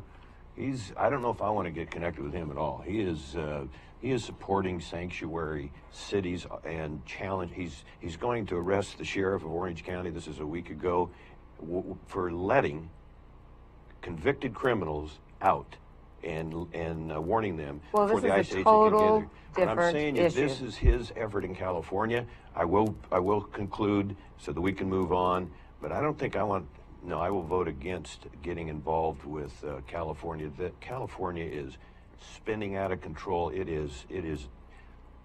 There's no balance in government down there other than a few cities that are starting to push back a little bit. So I'm just offering that this may not be the best approach to send this letter out, so I'm opposed to that. And I'll gladly put in plenty of time to bring people to the table, if that's possible, and if you're perhaps interested. Commissioner Huxley, do you have anything to say? Well, I think I presented enough data. I listened to the public comments, and again, the last time this was discussed, and we keep adding material, Right, and the Commissioner material Boyce was added simply because it didn't happen till Saturday. Supportive of the letter. you know, we keep going back and forth. Is any damage done? This is a question because I don't know. Okay. Is any damage done To our citizens? Well, no. If this letter is sent and a copy sent to Attorney General? Attorney General in California. I think it's more a letter of our concern of what's going on, et cetera. I think it's important that we express our concerns. Again, I'll reiterate that approximately 1/3 of their income comes from South Curry County. So we do have an obligation on this. And I've done a lot of study in this. So, Attorney Thank you. Huddle?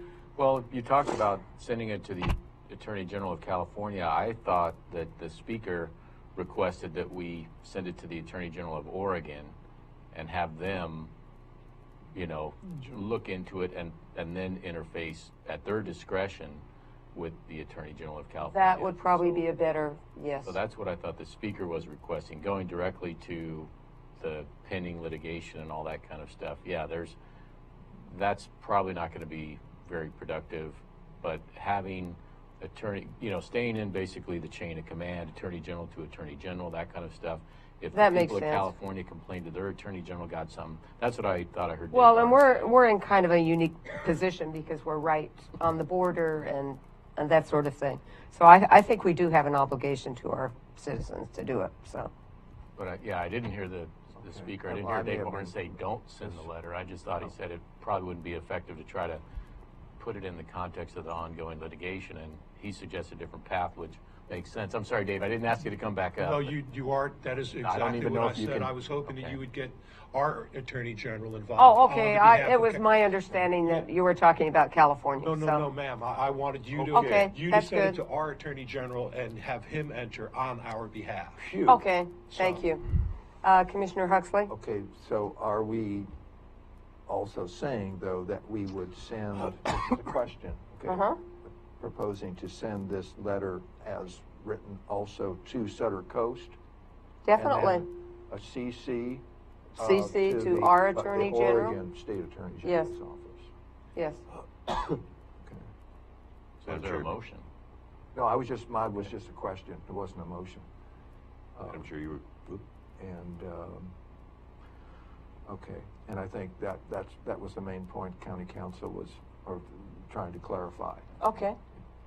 I'm okay with that, and then let. Okay, so do I have a motion to send the letter as written with a CC added to our Attorney General of Oregon? I would be okay the motion. Okay. Do I have a second? Discussion. I'll second it, and then we'll do the discussion. Thank you. You have the right sequence there. You mentioned a minute ago you're worried, no, I want to paraphrase this as properly as possible, that they need to get the word. They have the word. No, they don't have it from yeah, they us. do. And they No. got it from, to your credit, or to your point, the Delaware County Supervisors, as we talked last meeting, and the city, Crescent City, voted unanimously that there are some real distinct problems down there. I don't want to do anything that potentially pushes them over the edge and we lose that hospital. That will be devastating for our neighbors and for here. We have an advantage here to sit down at the table with them and say, we have got to correct these problems. Thanks to your work and your attention on this, but the best approach is not to send them any more letters. They know what's going on, and they are aware, and I think there's a chance here to really have some Well, I resolution. really think we need to be on the record, so I'm going to disagree with you. Thank you, Madam Chair. Do we have any other discussion? Call for the question. No. Aye. Aye. Okay. So I guess we'll have 2 commissioners sign the letter. It's 11:45. Okay, so let's move on to item 9. 9A, discussion cataloging written testimony and so forth. Commissioner Huxley, got about 20 minutes, and then we're going to take a break for lunch after that. I have a document, well, two to show Okay. on the screen. I'm probably going to be best if I go down and get it on the screen first. And then I'll scroll Can you get back?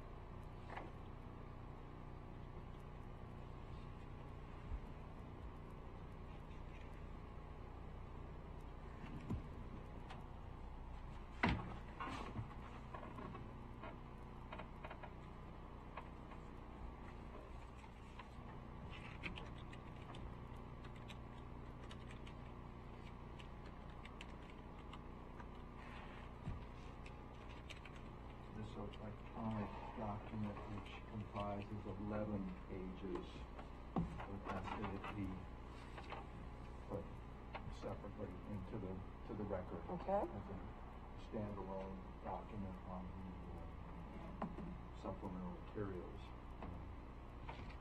That basically, Microphone? Oh, microphone question. sorry. Yeah.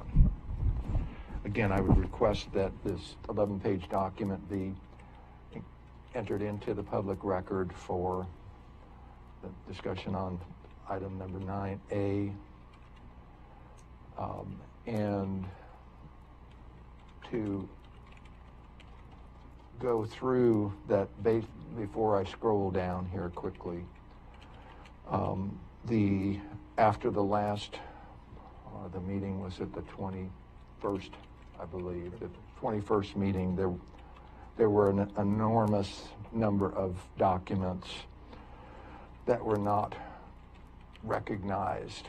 They're still not recognized, and my request was to direct, because we would need a majority of 2 commissioners to direct interim administrator Hitt to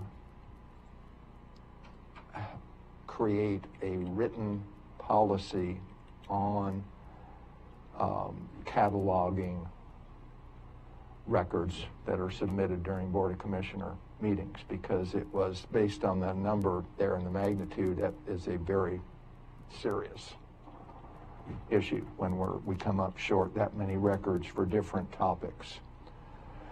There have been some overlaps. Commissioner Boyce had some comments that were indirectly related to this also. I had some earlier, just on some submittals. Again, we have policy. We either follow policy or we don't, and that's policy. That's what policies are for, to be followed, to help follow something, to where if somebody leaves or whatever, it wasn't just in their brain or their mind or their routine. That interim administrator Hitt came back and said he felt that could be done informally. He referenced, or administratively, he referenced a particular section in an ordinance. I went back because the ordinance wasn't identified, but I went back. That ordinance was basically his job description, or his current. It was the ordinance creating the interim and permanent administrators. They're almost identical, with just one exception as far as the power to terminate people. That's about the only difference between the interim and the permanent administrator. I disagreed because we already have that in place, but it wasn't being done. And the next meeting was no different. In the next meeting we had on the 28th, there were also anonymous documents. I think there were about 5 pages total that were on these workstations again. And that was on the 28th. What I do, or what I try to do when they come in, is I have a little yellow sticker, and if anything that's anonymous here, I put the time that I see it, the date, and in this case, there's 2 additional ones here of many, many pages that are anonymous. Will they really be included? I'm not convinced they will, because we don't have a policy and procedure. I'm not convinced at all. And I know for a fact that the ones, again, on the 28th were not. I have the documents, but I looked and there's no supplemental materials recognized, so they were not included also. So at my request that the board direct Interim Administrator Hitt to provide to the board a written policy for the cataloging of the records during these meetings, before the meetings, supplemental emails that come in is another one that I addressed. I'm just going to quickly go through to the bottom, because when at the end, when I included, I'm going to go real quick here. Let's just go. Again, those were what we just scrolled through there. Those were records that came in that weren't recognized. Okay, but if we go to the last thing that I noticed when I think it's on the last page then. No, okay.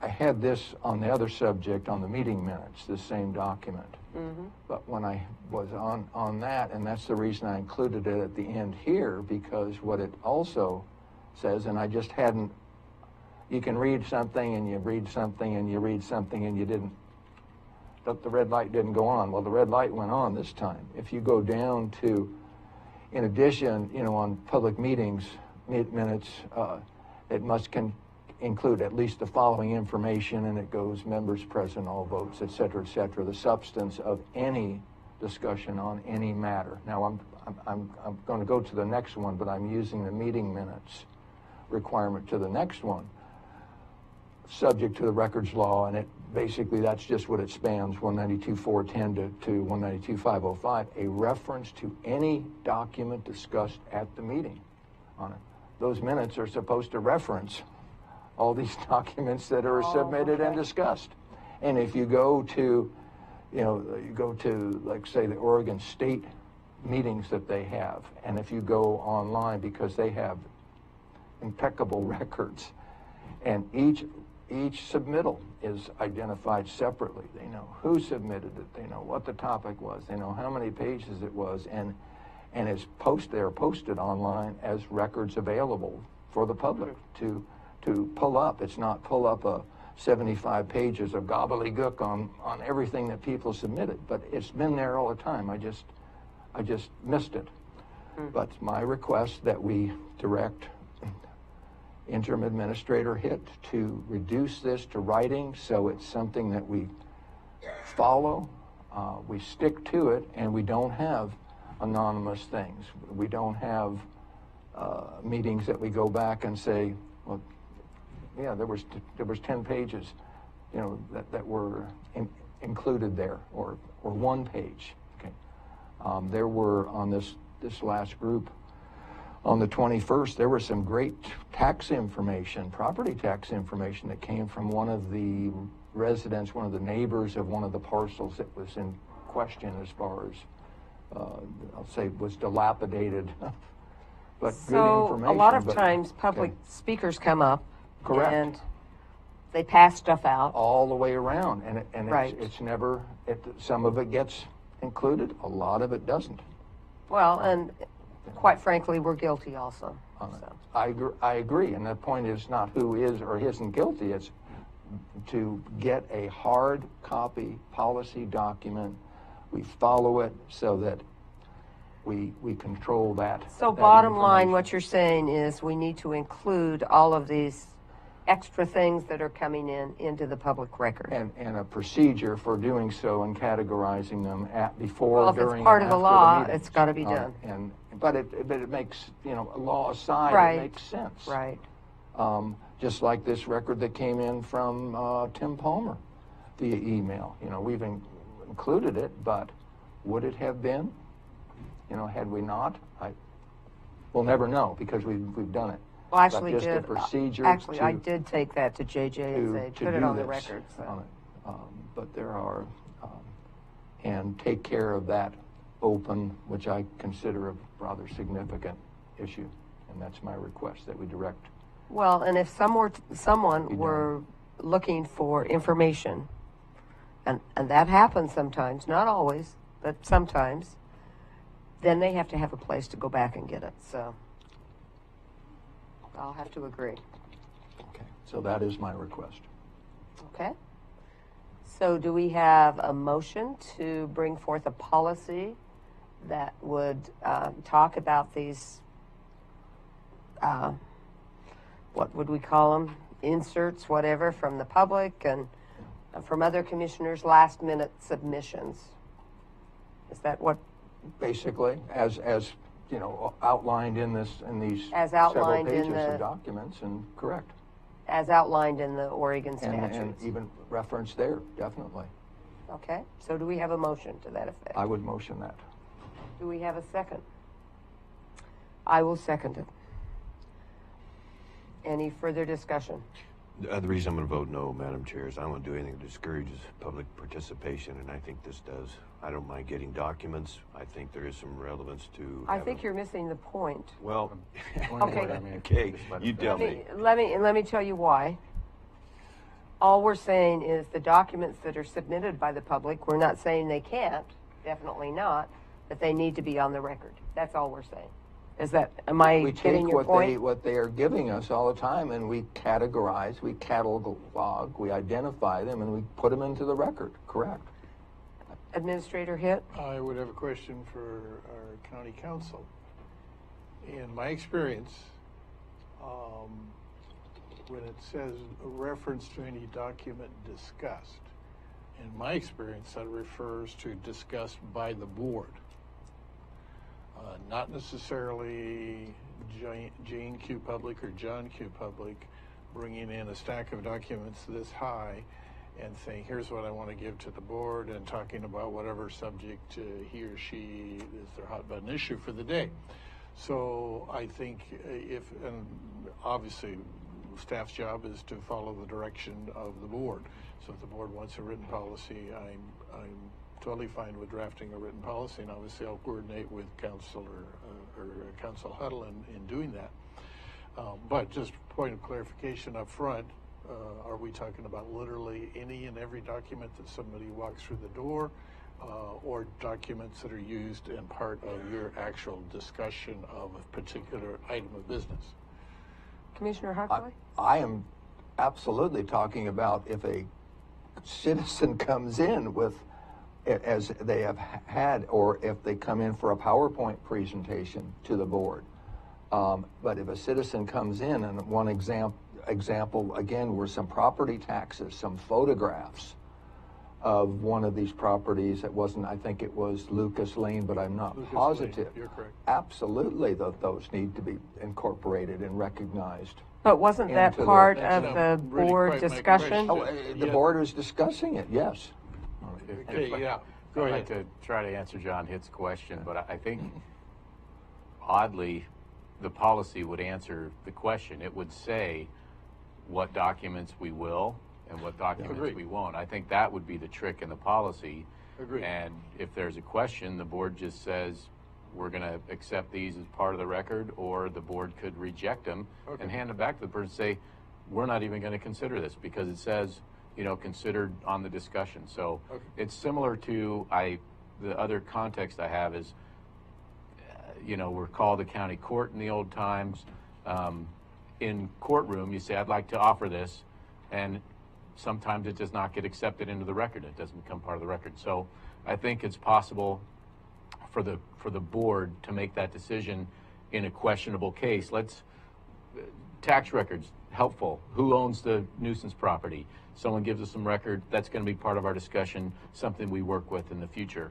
But if somebody gives us a record, I'll be honest with you, every now and then, folks, you're going to get board, you're going to get a document from somebody that is really sound and fury and, Faulkner-esque of just a rambling thing that will make no sense. And by law, the public records law allows you to read and throw away a number of correspondence that you get. So by law, you're not required to keep as a public record every single thing that comes across your desk. So, but like I said, in questionable cases, I think that's one of the elements of the policy, John hit. That would be, I think, answering that. Thanks for the clarification. Yeah. Commissioner Huxley? And to County Council's comments, I couldn't agree more. I think those are the extreme exceptions to the norm in the documents that this board has received. Yep. I think they've been very, for the most part, well thought out, well intentioned individuals, and bringing in what have you, sure, and going to the expense of many of them of making 4, 5, 6 copies also. So, and as a further comment, I would say if we had any questions, we could maybe ask Council Huddle, what is his opinion on this matter? Sure, whether you retain it or not. And ultimately, it'll be a judgment call, the utility of the document to you. So yeah, that's kind of going to be one of the Commissioner Huxley?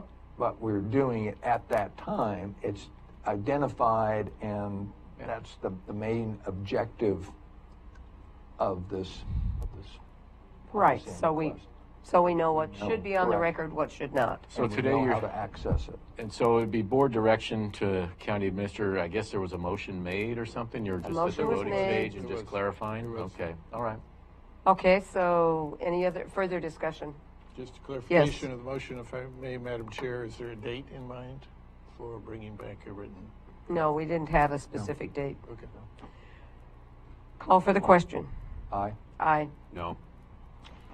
Okay, we'll take a lunch break until 1:58 minutes. Okay with everybody? 1 o'clock. So we'll be back here at 1 o'clock.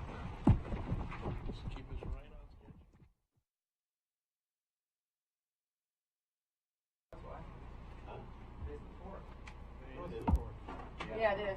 Thank you. Now, Bye, Luke. Okay, we're back in session. We're going to move to item 9B, which is staff direction, results of sheriff's auction, 438 Pine Street. Mr. Hitt? My microphone on. So I don't want to get in trouble with Charles. So as you will all recall, I'm sure, you gave direction to I don't remember, some time ago, to declare the house on Pine Street, 438 Pine Street in Brookings as to be provided on a sheriff's sale.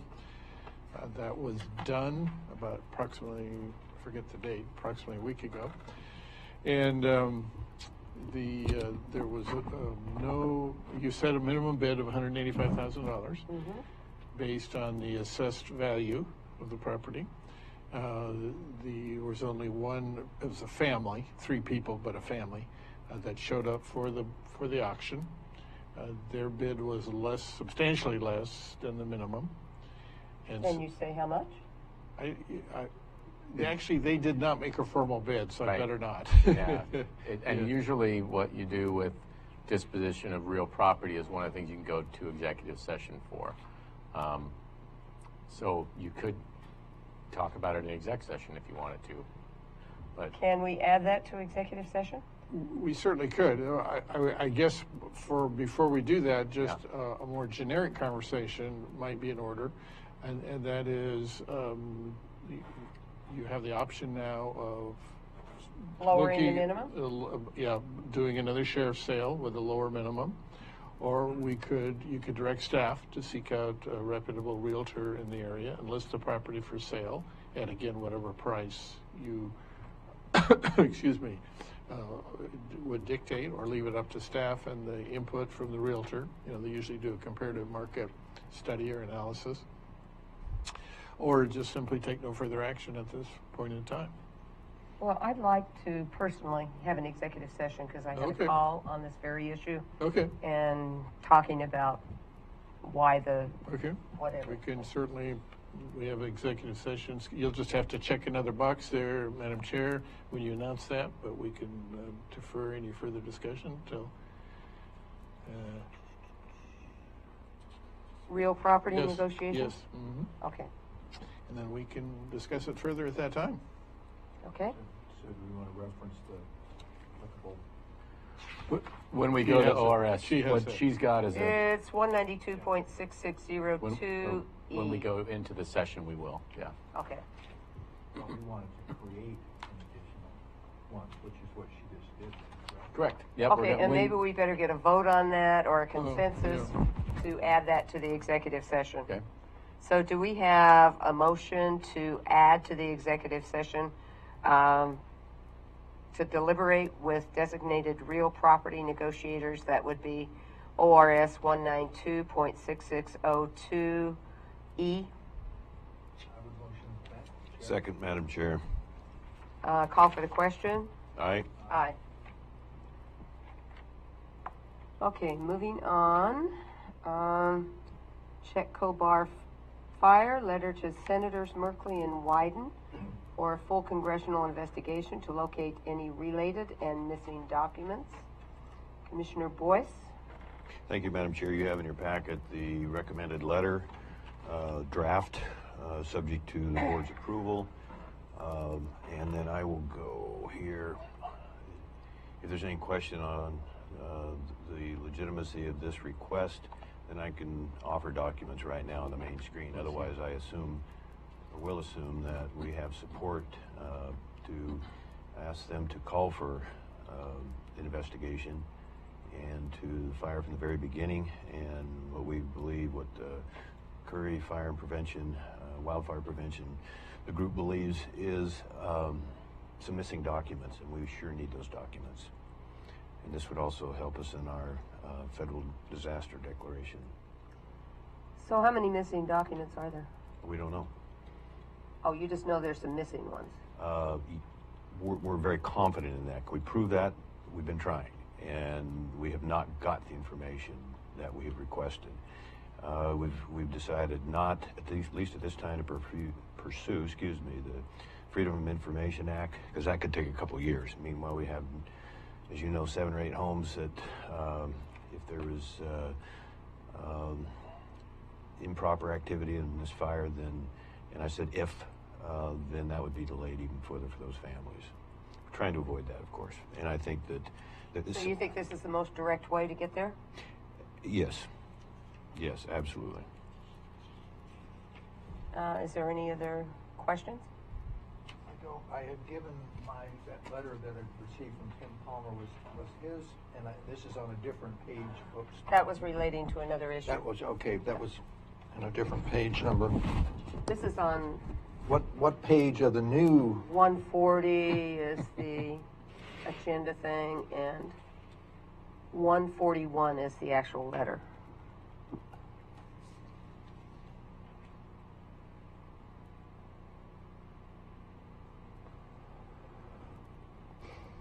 Just quickly.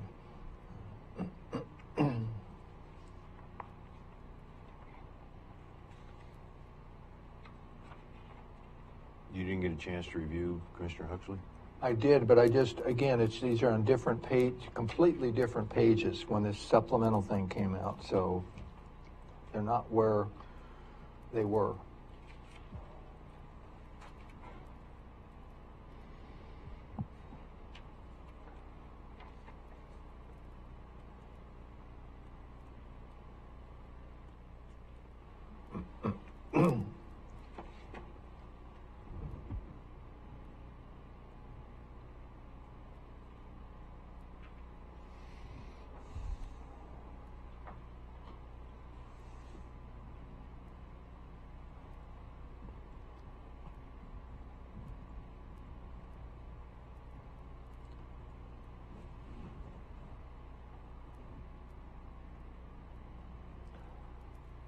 So this is a request of these federal representatives, but also with recommendations on this supporting page. Is that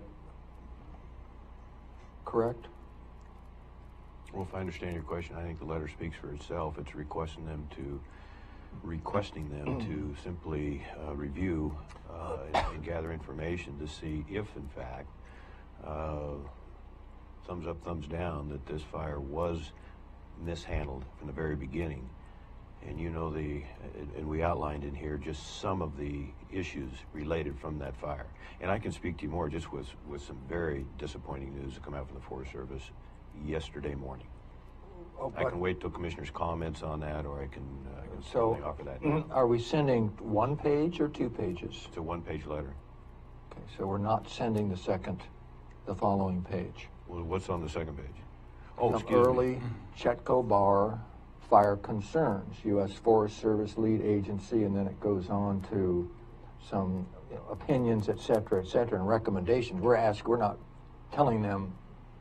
That's where my question is: it 1 page or 2 pages? I would leave that up to the board as well. I personally, my preference would be that these are recommendations, and this is part of what we have reviewed over the last several months, and this will not come as a surprise or will not be news to them, but it is valid information as we approach the next fire season, and we will soon have a new district ranger. We will also soon have another Ruger-Siskiyou National Forest Supervisor, and so this, if nothing else, it helps us position ourselves for the next fire season or fire seasons. And, okay, I'm okay with the 1 page, which. Right, you're asking for an investigation, and I think that's totally fine. But the next page is kind questions. of drawing a lot of conclusions. I don't see any questions here. I see. Okay, statements. would you agree, number one, that extreme fire conditions existed before and during the fire? Okay, just tell me which one. Maybe I can help you understand, or maybe I can offer. I'm not saying you don't understand, but maybe I can offer some information. These are questions. Commissioner Hudson? Again, my question was, at first, is it the 1 page? The answer initially was yes. Mm-hmm. So that's my position. I will, certainly agree with the get first on board with that for that page. And we're requesting for a full and immediate of the United States government representatives to initiate that, but a full and immediate congressional investigation. Let the investigation determine the facts, not. That's usually what an investigation yes, does. Yes, exactly. So, rather than. So that's. Here's why I think this time is important as far as our county is.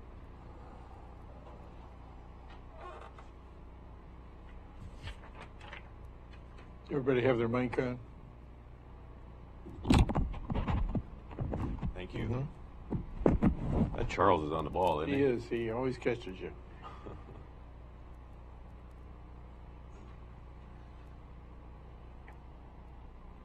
Sorry, this is the 9-page information from CCPLA, which has 2 retired foresters, very similar to, excuse me, the information that Larry Ismert offered. And then also, I would like to submit to you at some point, which I think is very relevant, where we have 9 foresters that talk about salvage logging is absolutely the best thing for the environment. I know that there are, everybody lines up with their different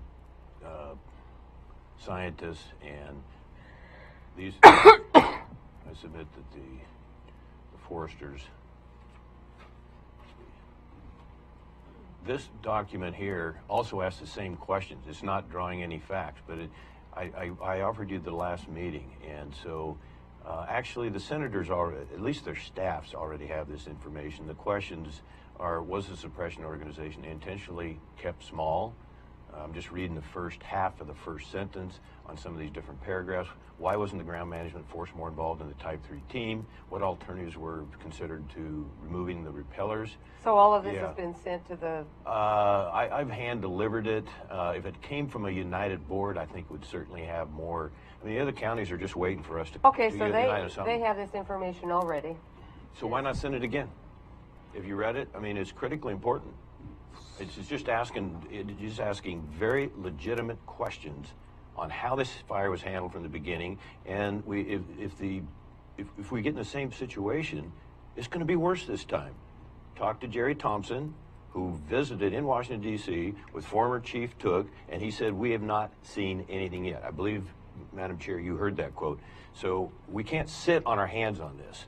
We have 200,000 acres. That. But you seem to be, correct me if I'm wrong, you seem to be opposed to sending this information, which you've had 2 or 3 weeks to review and determine if it is pertinent to what we're trying to accomplish here.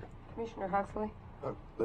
I'm going to read 9C, Chetco Bar Fire Letter to Senators Merkley and Wyden for a full congressional investigation to locate any related and missing documents. Okay. The last paragraph on the letter, we are asking for a full, immediate congressional investigation for all facts and also retrieve any missing documents for the Chetco Bar fire. I'm fine on signing that letter. Commissioner Boyce, you can send them whatever you want, but the purpose of this specific request here is to sign this request. It's a one-page letter. Let's move on. So let's call for a motion. Can I ask you a question, sir? Motion. I will motion to approve the letter as written on now page 141 of 149, but to Senators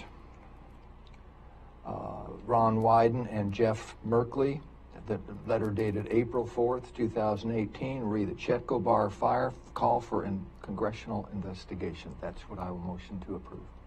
So do we have a second? I'll second that. Any further discussion? Okay, call for the question. Aye. Aye. Aye. Okay, so we'll get this letter sent out, and hopefully an investigation will take place, which I think is totally apropos. Okay, moving on.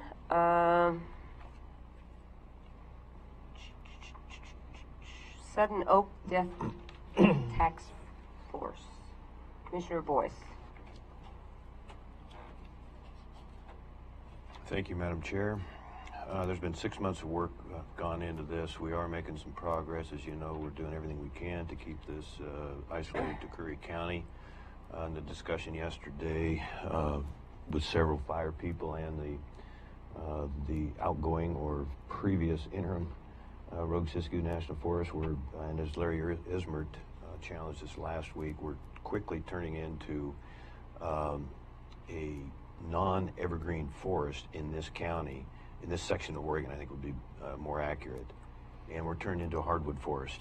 And so to the extent that sudden oak death is giving us difficulties now, if that's true, his prediction, and I think it certainly comes with total logic, that it's going to be harder and more difficult for us to combat this pathogen.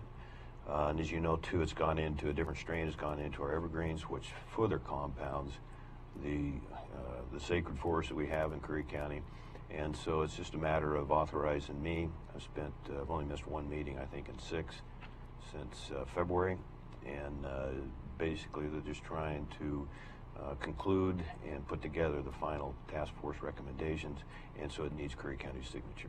So bottom line, what you want to do is be on this task force and have us sign it. Is that correct? I've been on the task force, yes. Okay, but it looks to me like that's a official letter putting you there. So do we have a motion to that effect to put Commissioner Boyce on the SOD task force? I will motion to do that, Chair. Okay, I will second that. Any further discussion?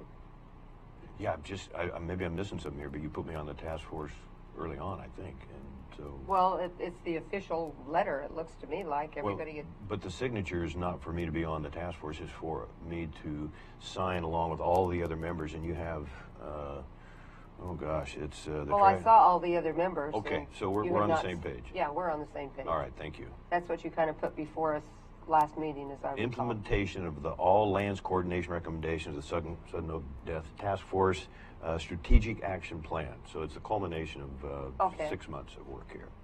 So we're giving you authorization to do that.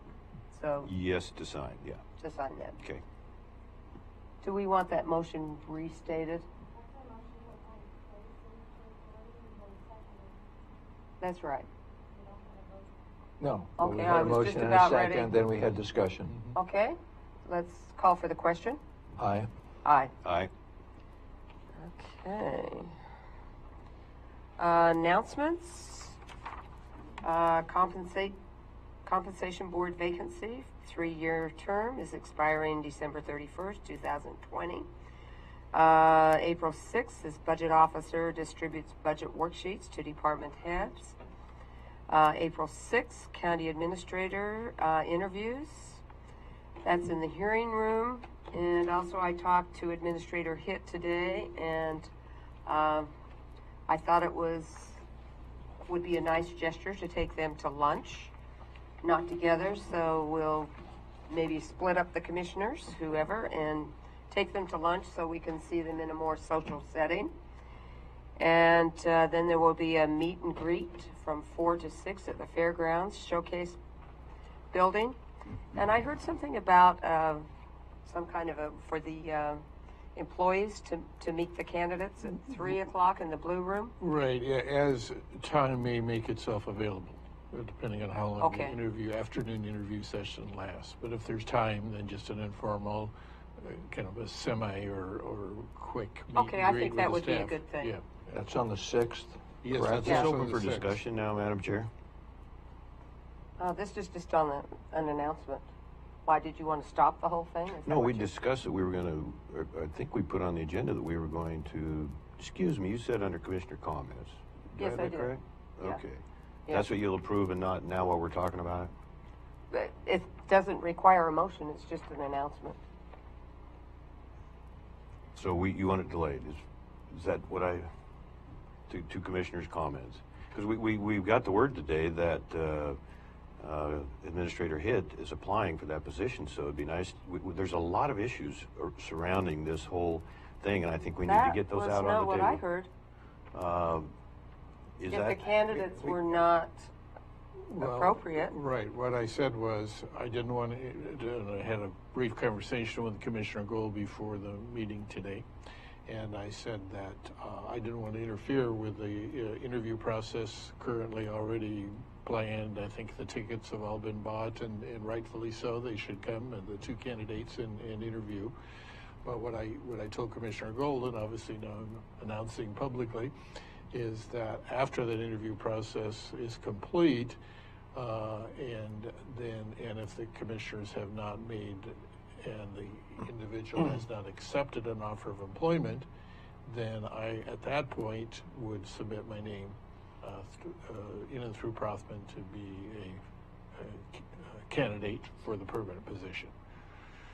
So I didn't want to be unfair to the 2 candidates coming, and I didn't want to, again, that's already kind of a done deal, and I think the board should give them a fair and open hearing as to whether they feel they're qualified to, either one or both is qualified to fill a position.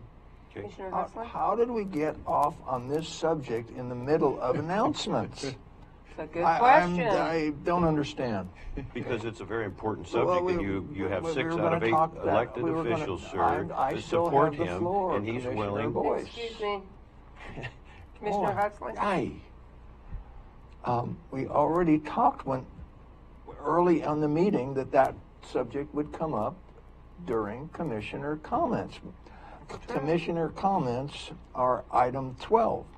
Announcements are item 10. We were right in the middle of announcements, and the only reason I think that there was some discussion on one announcement was that there was a little addition that had been talked about of something maybe happening at 3 p.m. on April 6th.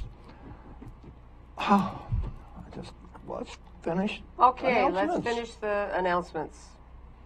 April 7th is a tentative special meeting, executive session at 10 a.m. in the Commissioners' hearing room. April 11th in the Commissioners' hearing room at 2 p.m. is a special meeting, and that would be to appoint the senator taking Senator Cruz's place. And just to let you... Okay.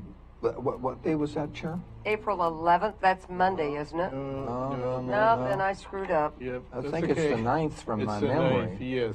Well, you have this Or right two, here. at Senator, two. yeah, Senator Cruz thing is right here. Oh, there's something else that came in Yeah. addition? No, well, it's a little out Is that of what order. Do this we have one was? another special Yes. meeting? So we The, don't even want to get into No. that yet Yeah. either. That's also out of order. Yeah.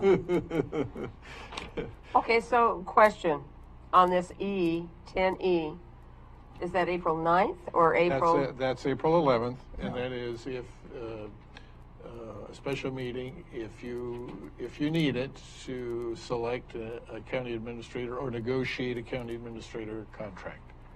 Okay, Yeah. If you haven't already taken care of it on April 7th. Is That's a Wednesday. a Wednesday, okay. okay, so then we should put maybe a D plus here and April 9th, Right. and that's a Monday. This is a Wednesday. I've got to get my dates straight. Okay, we'll call it D plus. How's that? Okay, that will be the special meeting to appoint someone for Senator Cruz's spot. Correct. And I believe there's 3 candidates. Just to let everybody know, I tried to get more information on those candidates, but they weren't willing to give it to me, so. And I did look online trying to find some more information, but didn't find much. So you made that, Chair, what did you call that, under 10? It's under 10D plus, we'll call it D plus. It's going to be a meeting April 9th at 2 p.m. And that's why I thought the other one was 2 p.m. At 2 p.m. to appoint, and that's going to be via telephone conference, to appoint a senator for Cruz's spot. If I could, since this is an announcement, it's actually, there's a physical location for this meeting as Also, well. right. For, Oh, that's I right, think, in I think it's a Roseburg. public meeting. It is. Yeah, It's a public so, meeting. I think it has to be. Yes, it's at the Roseburg. Douglas County Courthouse Boardroom, 1036 Douglas Avenue, room 216 in Roseburg, Oregon. And then it said Tim Freeman will be the temporary chair for the meeting. There's a global gotomeeting.com join, Right. 327-943-437. So question, are we going to meet in this room at that time? And then just do a phone conference in there. A phone conference here, yeah? You could, and then the public could come here as well. That's one way to do it, but Yeah, this sure. anticipates that other room, and you could just call in.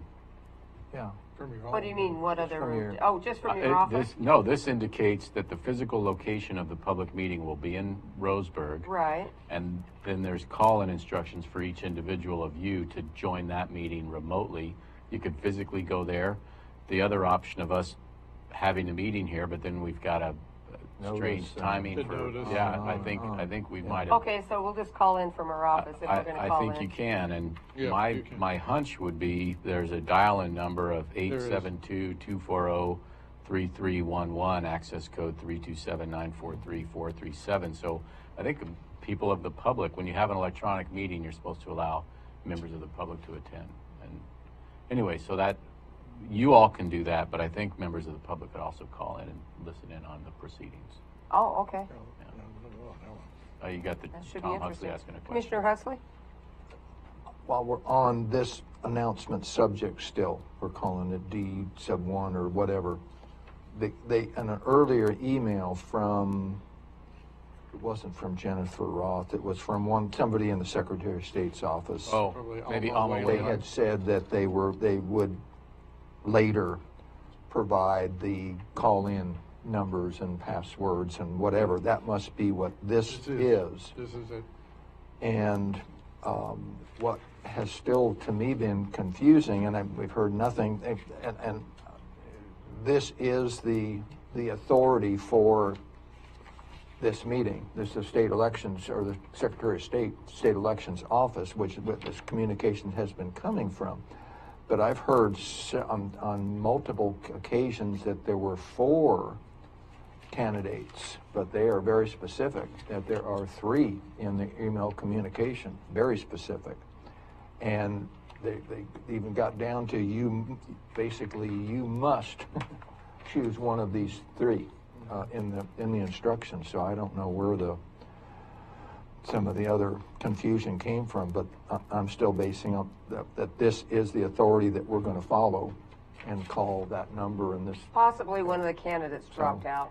So that could be. Yeah, I don't know, but anyway. At first, the newspaper reported 4, and that's probably where you got the 4. Not from reading the newspaper. But, well, that's where I saw it. So. And then I got this from the Secretary of State, so I figured. To me, that was the authority. That was the official. Yeah. Okay. Okay. Thank you. Okay. Then April, is that 11th? In the Commissioners' hearing room, we talked about a special possible meeting to finish selecting an administrator or negotiate a contract. Then April 18th is our general meeting at the Commissioners' hearing room. April 25th, Commissioners' hearing room is a workshop at 10 a.m. and a special meeting at 1:30 p.m. CAFTA grant. Is that a hand? No, I'm just. Okay, just a scratch. Trying to look at no, it wasn't a scratch either. What?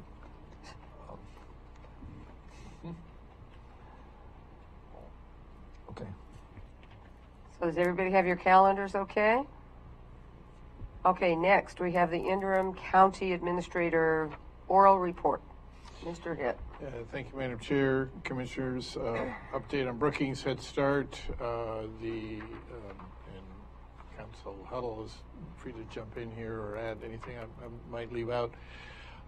Is that the appraisal came in for the property there in Brookings that's now owned by Southwest Oregon Community College at a higher amount, a fair bit higher amount, roughly 70,000, ballpark 65, 50, 60, higher, and so the process is underway to notify Southwest Oregon Community College of the official appraisal and to see if they are open to or willing to discuss donating some of the difference between the appraised value and what has been already earmarked in the grant, or some portion thereof. There is a risk factor for us there in that if the money can be moved around. The state officials indicated to us that the current grant money can be moved around. So more money could go to buy the property, but that means less money available for the actual renovation. Well, I mean, with an amendment. I mean, I don't mean just automatically. Okay, I thought, Commissioner I thought, and specifically when they were down and we met with them, that you could not move funds around. I thought it was. Well, did I misunderstand them? Council Huddle was on the phone call with me. You could not move funds around. I understood it both ways. Okay. At the meeting that when they came down here, we asked if we could move funds around. They indicated no. And in the phone call I was on with John Hitt, they indicated we could amend our schedule. So I think they are reconsidering their positions. I'll give you another for instance. I think what John Hitt just said is our appraisal came in at one amount. There was at one point we were on the conversation with them, and this went to, so when you send out these offer letters, you also tell them, here's the offer letter, and then it also says they can donate the property. Mm-hmm. And one of my early conversations with them was, well, could they donate part of the property? And they indicated no, and now they're indicating yes. So I think they're kind of, we're asking them questions that are probably they haven't heard before, or they just are a little bit, can we do it this, if we can do it that way, can we do it this way? But yeah, they've told, the last conversation, they said we could change the budget around. But anyway, I'm sorry, John Hitt. Oh, no, I didn't thank wanna you interrupt for guys. that. You made that more clear. Thank you for that. You might not have been here at the first time they came down. No, you were Yeah, here. I was here. but- yeah, I was here. okay. Actually, I All kind right. of forgot Yeah. they said that, but you are both correct. Yes. Commissioner Huxley? I would request that they put that in writing. Oh, absolutely agreed.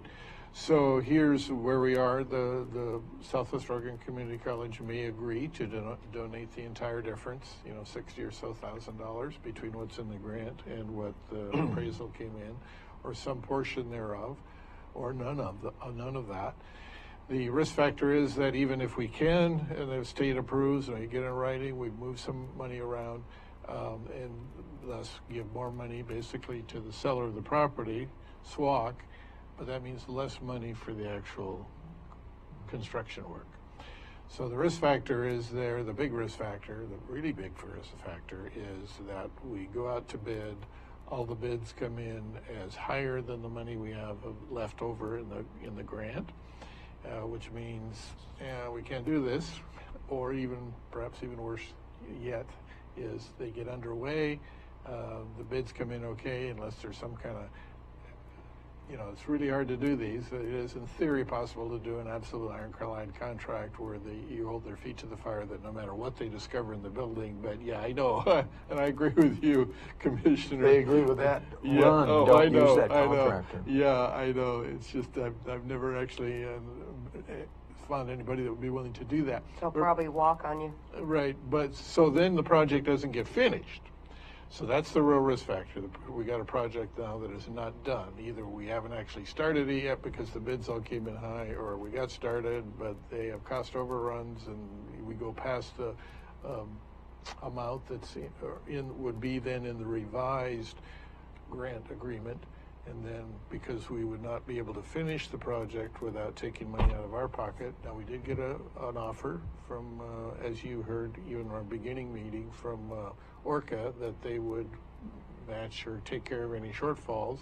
But my question is, well, how deep are their pockets? We could be talking potentially of hundreds of thousands of dollars of shortfall. So somebody's got to make that up in order to finish the project, or somebody, that is us, Curry County, has to pay the money back. So question. So we will know more as soon as we hear officially from Southwest Oregon Community College. But Okay, what I'm is saying it possible is to get the bids and all that stuff before we go any deeper into any of this? Or I know right at this point we had an agreement with the state that we're not going to have to pay Right. up to this point, but what about after getting bids? Well, we wouldn't go up to bid until we know for sure what Southwest Oregon Community College is willing to do or not willing to do. Okay. So we'll probably bring it back to you for an official discussion, perhaps even another workshop session, because that would be a key decision point at that time. Yeah, once you make that decision, then Right. Yeah. county becomes I liable. think, Commissioner Gold, the type of bids you're talking about wouldn't even be binding. We would be asking for really unofficial estimates. Under this process, we can't go to bid until we own the property. So That's right. really, we're You have to buy the property. Well, once we buy the property, then we're anything less than that would just be more like, hey, Then we're in it. because Commissioner Gold, we don't even have architecture drawings to go to bid on, and we can't get the architecture drawings until we own it. So Until we own it, yeah. we're at the acquisition stage Catch right now. 22. Well, it's a little bit of a catch-22. It's really just an all-in or not. But what they've said, and this goes back to the planning versus construction designation on the grant. They said, because here was a question, I said, well, I thought because we're at the stage, we have the appraisal in, we can write what's called the Uniform Relocation Act, the URA letter, it's the offer to purchase, but that's a formal offer. And I said, well, is that where we pass the point of no return? And she said, no, it's only once you go to environmental review being published for comments and get into the construction phase, and also if we are entering into an earnest money agreement with the college. So we will be able to make a decision to proceed or not, knowing what the college has agreed to with us on terms of acquisition. But once we get to that point, we go into earnest money agreement, then we have to continue on with the process, the architect plans, the construction bid, the construction activities, those kind of things. And of course, we'd need to amend the project. But really, part of the reason why I wanted to have this phone call that we're discussing with you about right now is that I remember we were in a planning grant, and I remember we could lose the planning grant stage and go into the full grant where we couldn't, walk away unscathed, more or less. And I wanted clarification on if we do the URA letter, which to me was acquisition. I said, if we make that offer, is that the tipping point? And they said, no, you can still do the URA letter and it's still a planning grant. And that's the stage we're at right now. Now here's what, and then John had asked the question, well, once we get past that, what if we have some things that are found that are no good and the contract comes off the rails?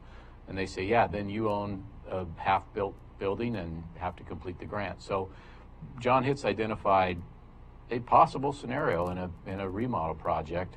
But what the other thing about it is that they are requesting that we decide one way or the other by April 30th whether to proceed forward or not. So I think if you like, I can provide you with copies of the summary email from Becky Baxter at the state at the next meeting on April 18th.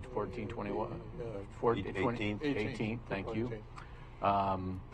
I think it would be fair for the board to decide whether to proceed even with the URA thing. I think what will happen is there will be some splitting of the difference between the 310 left in the grant budget for acquisition and the 370, and so you've got whatever that is, $60,000. There will probably be some splitting of the difference between us and SWAC.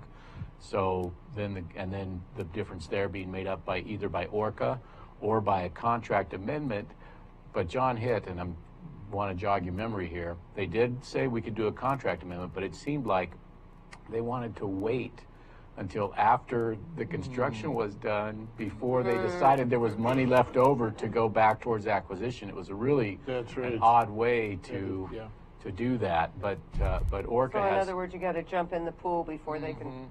We still assume a lot of the risk on that. Sure. So really, this project's been, I use the colloquialism snake bit from the get-go, but you guys could probably have your own word for this project as well. Not on the record. Okay, right. I agree. We're not in mixed company, et cetera. But regardless, the state, they have been, they have said, yeah, this is a really tough project, and they are not going to. They said they wouldn't hold it as against it for future grants. They said we wouldn't have to pay back the things we've done so far. So really, again, it's up the board. I think really we're getting at a point. What's the point of going forward with these offers if we really still are having hesitancy, after that? I think so. The state's saying, look, you guys, what do you want to do? And so I think John Hitt, putting it to the board. I think by the next meeting we could let you know what the different split will be with the college and where ORCA can have those funds come from. But then you'll still have the unknowns that John Hitt's identified here. So it's called cut bake or fish? It's called walk the walk, I guess, or something. But Commissioner Huxley.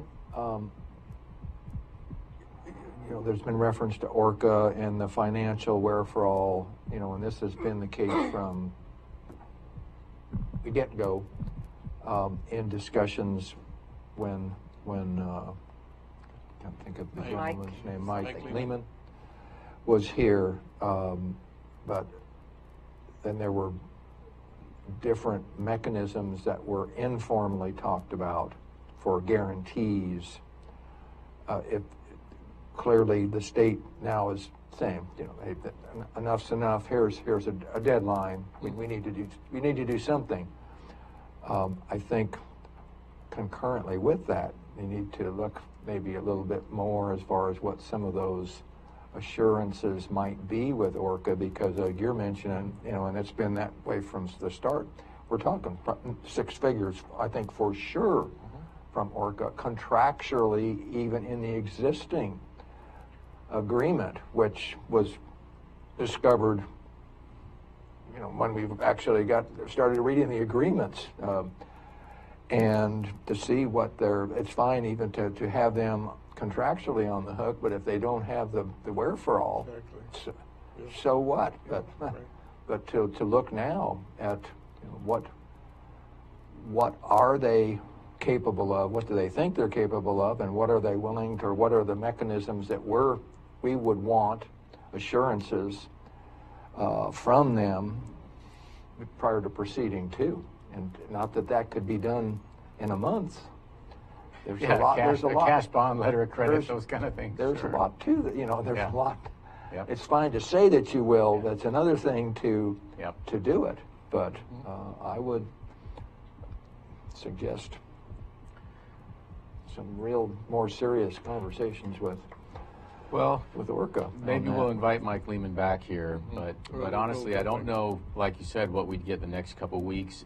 Yeah. To be fair, I think we have been upfront with Mike Lehman and his organization about the difficulties. I think the board has been very open with him when they've had a chance to talk to him directly. So we haven't really been, leading anyone down the primrose path here. We've really said, we've been raising the red flags and sounding the alarm and taking cautious steps, not committing ourselves to anything we're not willing to go all the way for. But the state's again saying, well, I think you've got everything you need to know.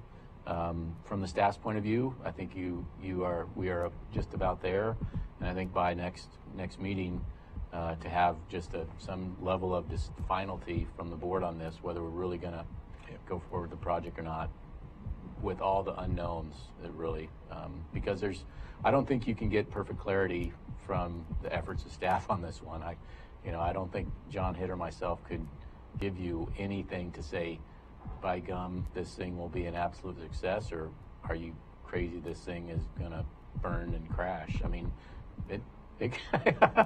I think, again, I've been optimistic on this. It looks good. It looks okay on paper to me from other projects that I would compare it to.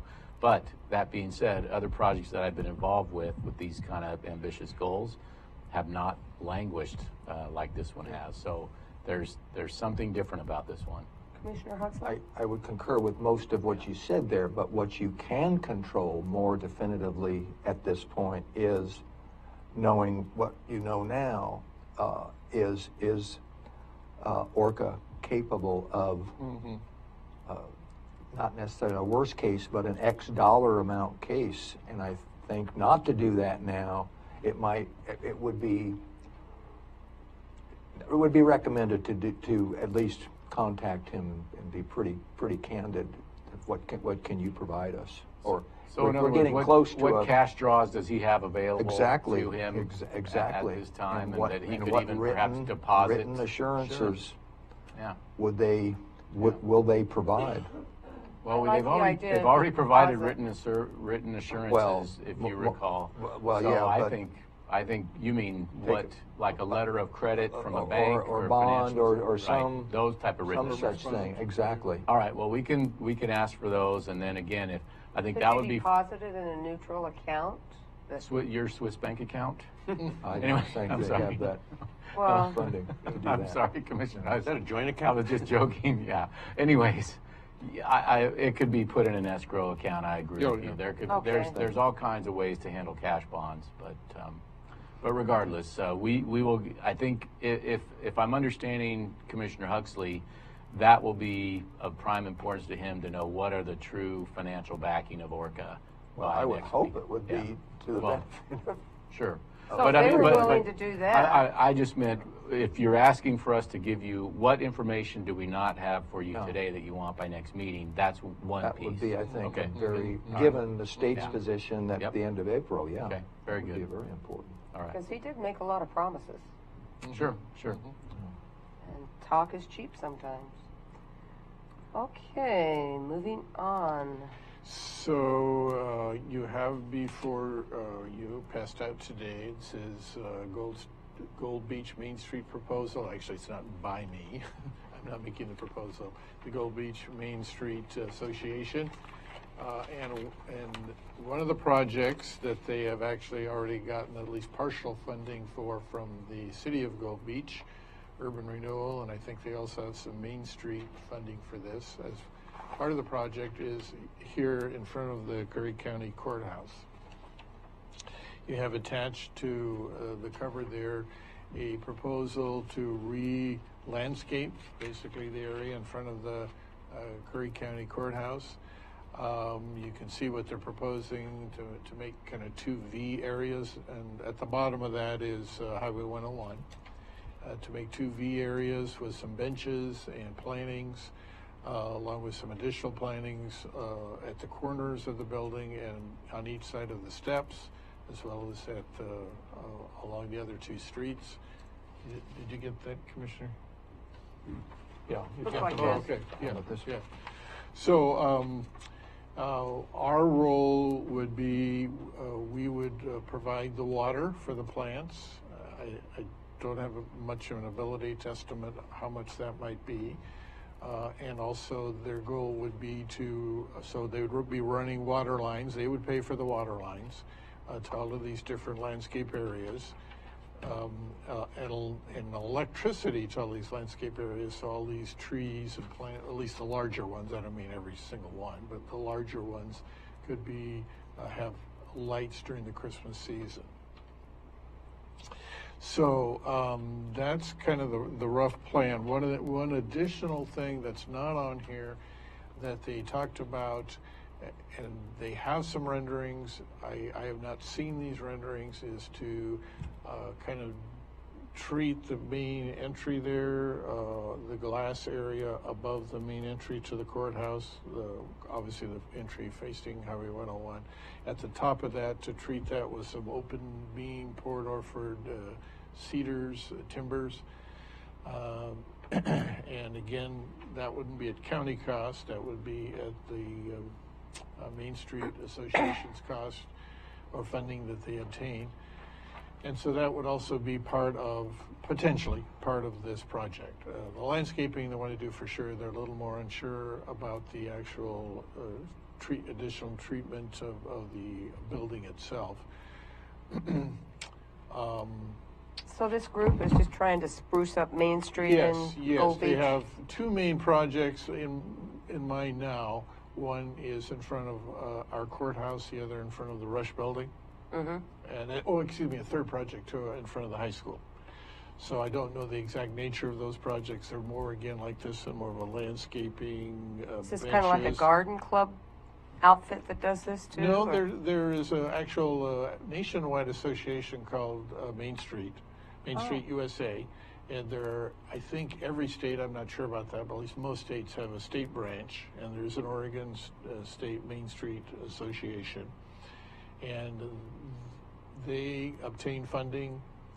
The National Association provides at least some funding for the state association, also writes grants, and then entertains grant offers from each city that has an officially recognized and organized. So did this group get a grant? Is that Yes, they do have a grant both from the City of Gold Beach Urban Renewal and then also from the state branch of the national. Okay, so that's how they're paying for all of this. Yes. Again, our contribution would be to pay for the water, not put in the water lines, but pay for the water to the new plantings, at least for the first year or 2. Our other obligation would be to pay for the electricity when the larger plants are lit during the Christmas season. Sounds like a win-win to me. And so at any rate, and so I did want to, they also have a Gold Beach Main Street Town Hall meeting tomorrow at noon or 5:30 at the Chowder House Restaurant. I'll pass that on. So I have another question. Have they ever done anything? Could we look at some of their work? I think they're a new organization here in Gold Beach. The national or the state is not a new, but I believe they're new here. They did landscaping with rocks on the Wedderburn approach to the Patterson Bridge. Right. So there was a triangle island separating some traffic lanes, and it was just a weed patch. And so they weeded it and put in some, again, decorative rocks there. You can take a look at it coming in there. Okay. I've chatted with them at least 2 or 3 different occasions. They're certainly a very dedicated, very hardworking group. How many in the group? I've met, I think, a half dozen. I know there's more than that, but I don't know the total number. And I know they really have a strong vision and a strong desire to really ultimately long-term, and they know this is like 10, maybe even a 20-year project, but to completely redo the entire landscaping of 101. Yeah, I know they have a garden club down in Brookings, and they've done some Yep. beautiful work. But these are, with the exception of one man, these that I've met are all ladies, and they are really focused on wanting to make a real difference in Gold Beach. But I had a question as well. I think, are you here for the Julie? exec session? No, I'm here Oh. for Gold Beach Main Street. Oh. Julie Swift, Curry County Finance, Gold Oh. Beach resident. They have done several projects Ah. in town already. They Okay, did thank you. some landscaping at the front of the high school. They redid the planters along the front with lots of nice plants and stuff, painted the planter, and then they also did plantings around the reader board. So it's looking good. It's looking great. They've also done the little triangle piece as you go across the bridge to the north on the other side. They planted some stuff in there. They've got irrigation in there and some rock stuff going on. Seen that, yeah. And then also along the north end of the cannery area before you go into the port. On that end, they've done some plantings there. They also did a lot of plantings down at the visitor center.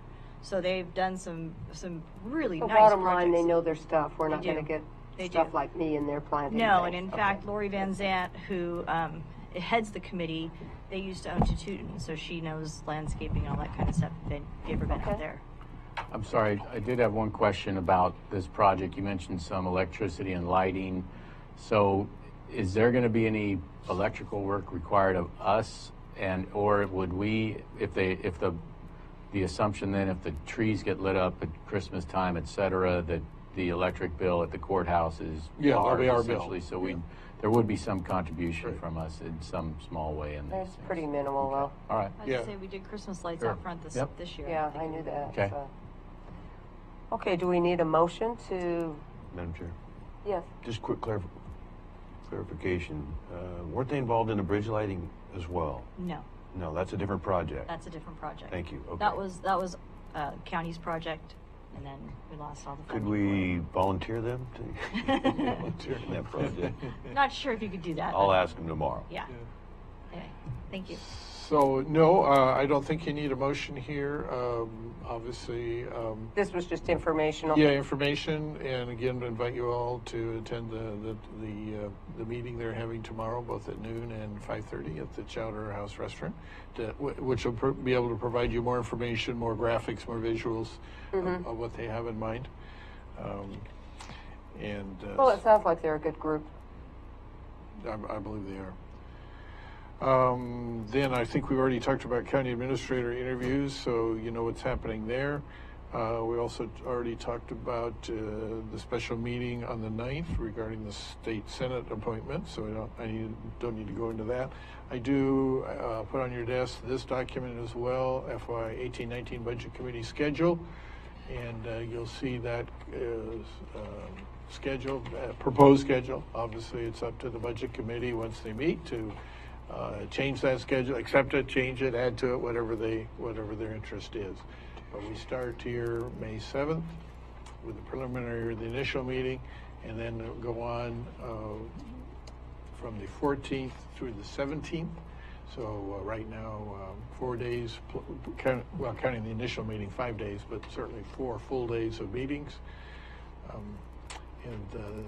Again, obviously, once the Budget Committee comes together on the 7th, then they'll have an opportunity to make, or as they progress through the budget, to make additional changes to this proposed schedule.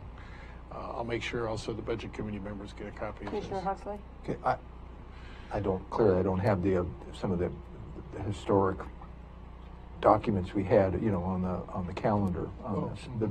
But I thought it was the whole week on that, wasn't it? At No, some the point in 18th time?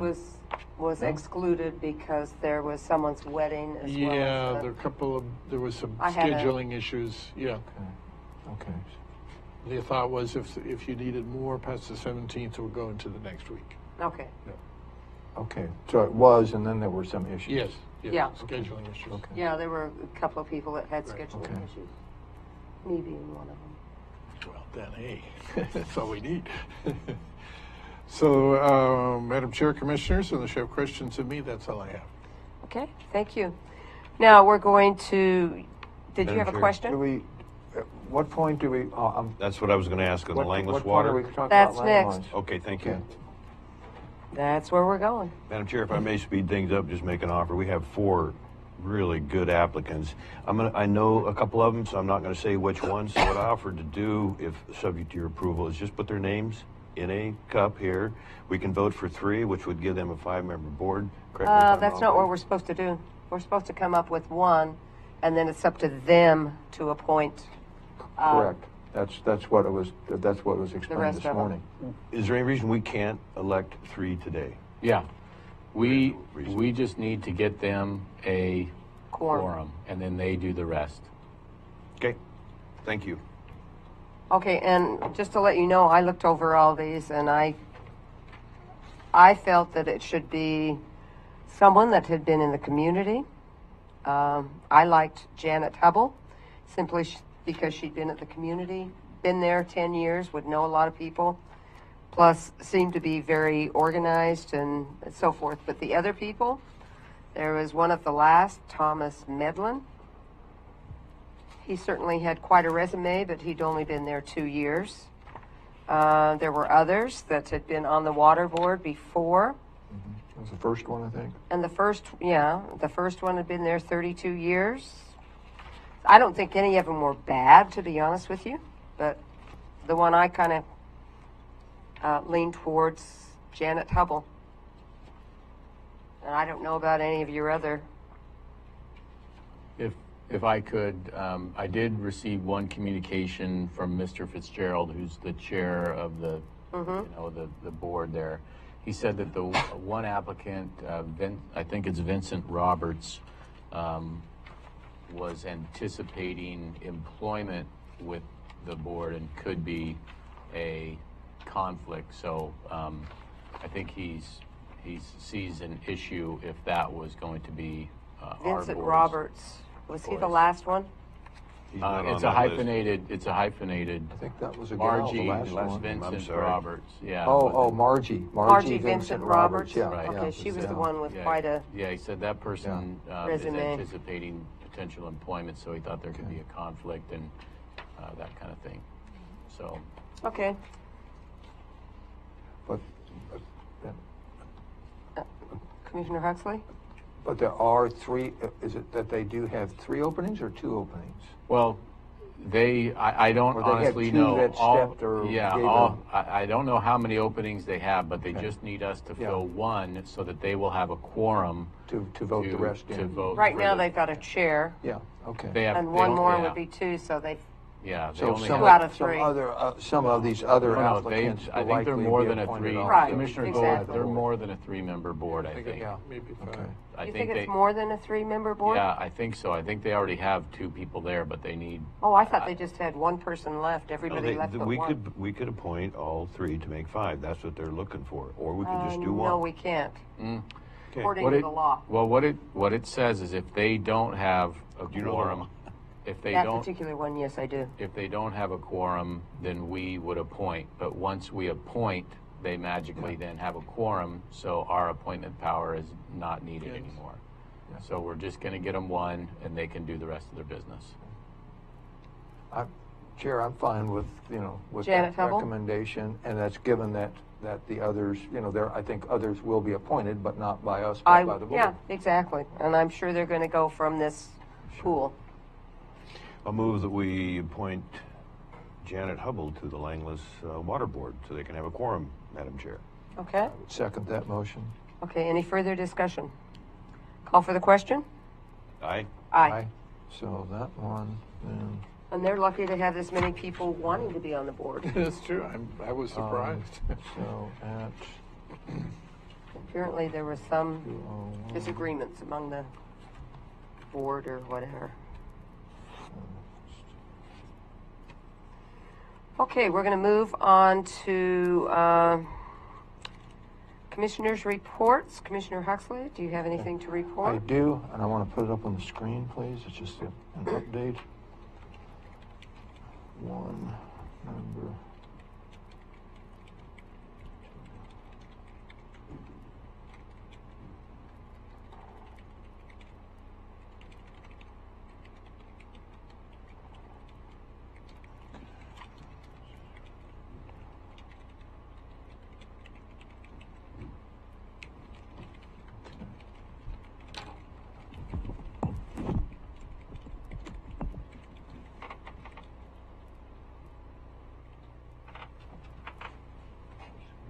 Oh, yeah, sorry, yes.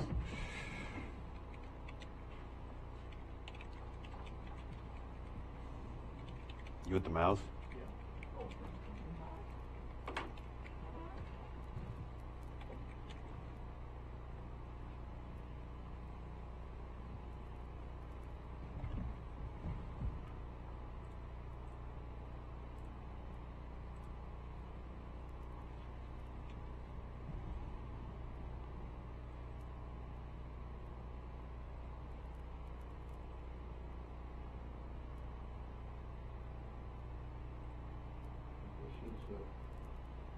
Follow up.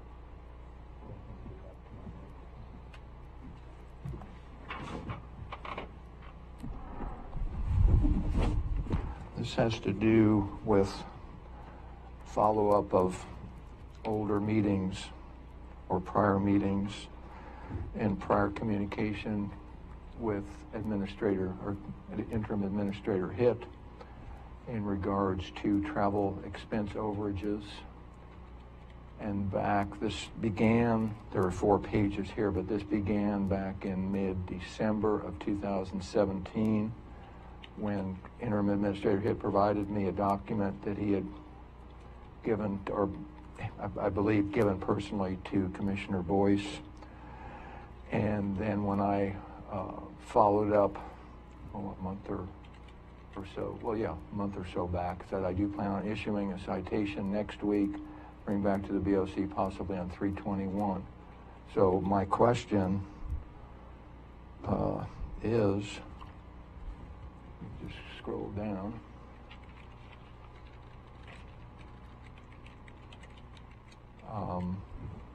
What is the status of this? Because this is now, every month we're more over. I just looked at the February one.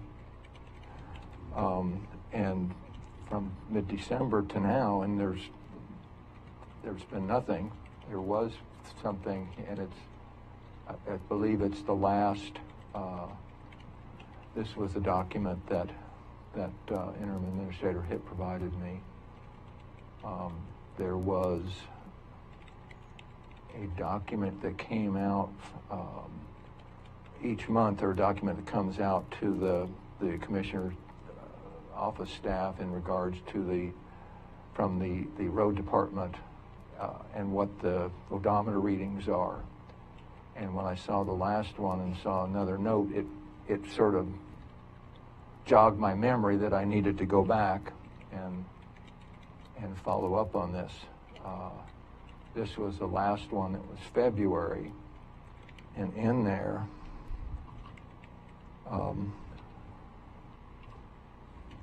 was a note that they hadn't received the mileage on that because Commissioner Boyce was in Brookings at the time, which is again contrary to the policy. So it goes to the subject of policies, and we're either policies are made to be followed, or we don't need policies.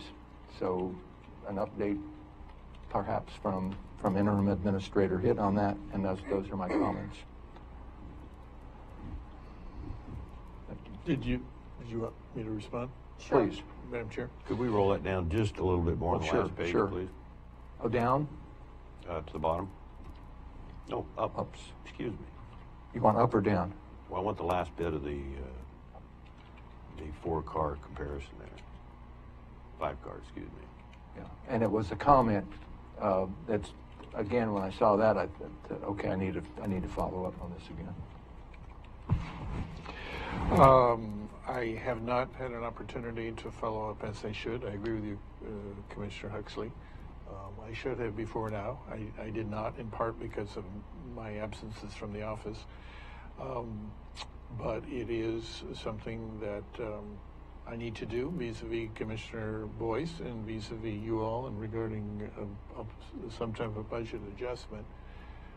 It is not acceptable in any perception in my mind for us to be so significantly overspending those budget line items that you all, along with the Budget Committee, adopted last summer.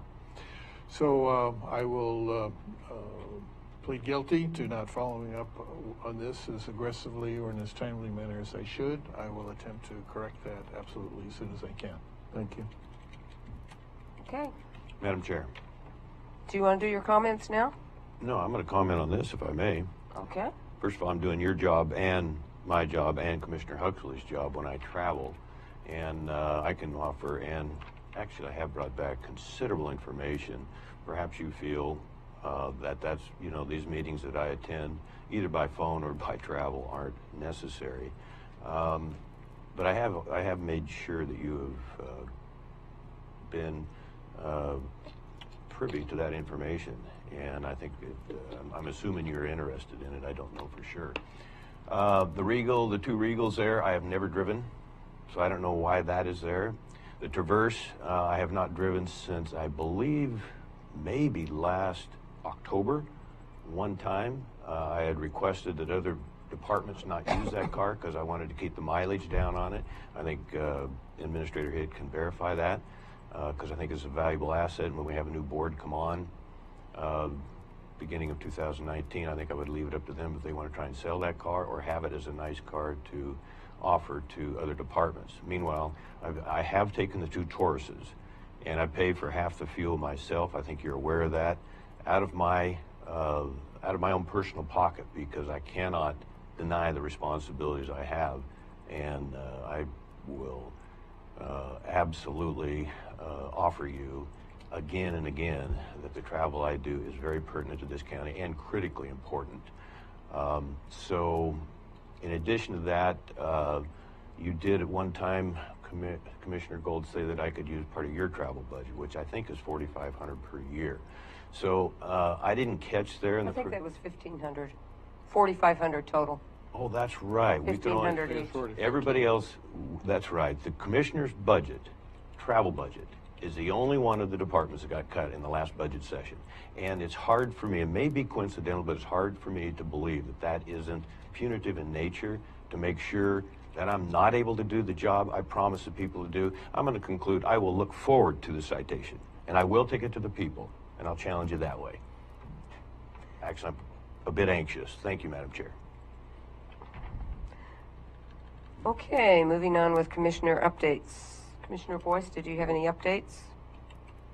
Yeah, I thought that was part of Commissioner Boyce's update. I was through, and then it was Commissioner Boyce's. No, I was just correct? responding, Commissioner. Okay. Okay, so what, do you have an update? Commissioner comments? Yeah. Oh, is it my turn here? It's your turn? Oh, I'm Yes. sorry. Yes, I have a little bit of information. Can I exit out? Can I have the mouse back? Surely. I'll pull that down. I can grab pull it. that off the screen. Who's closest here? Oh.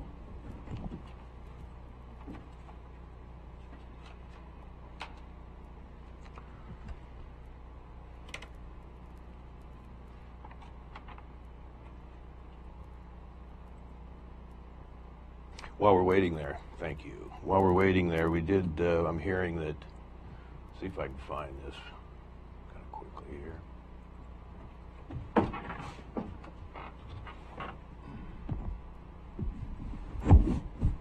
Boy, that's right up on the edge, isn't it?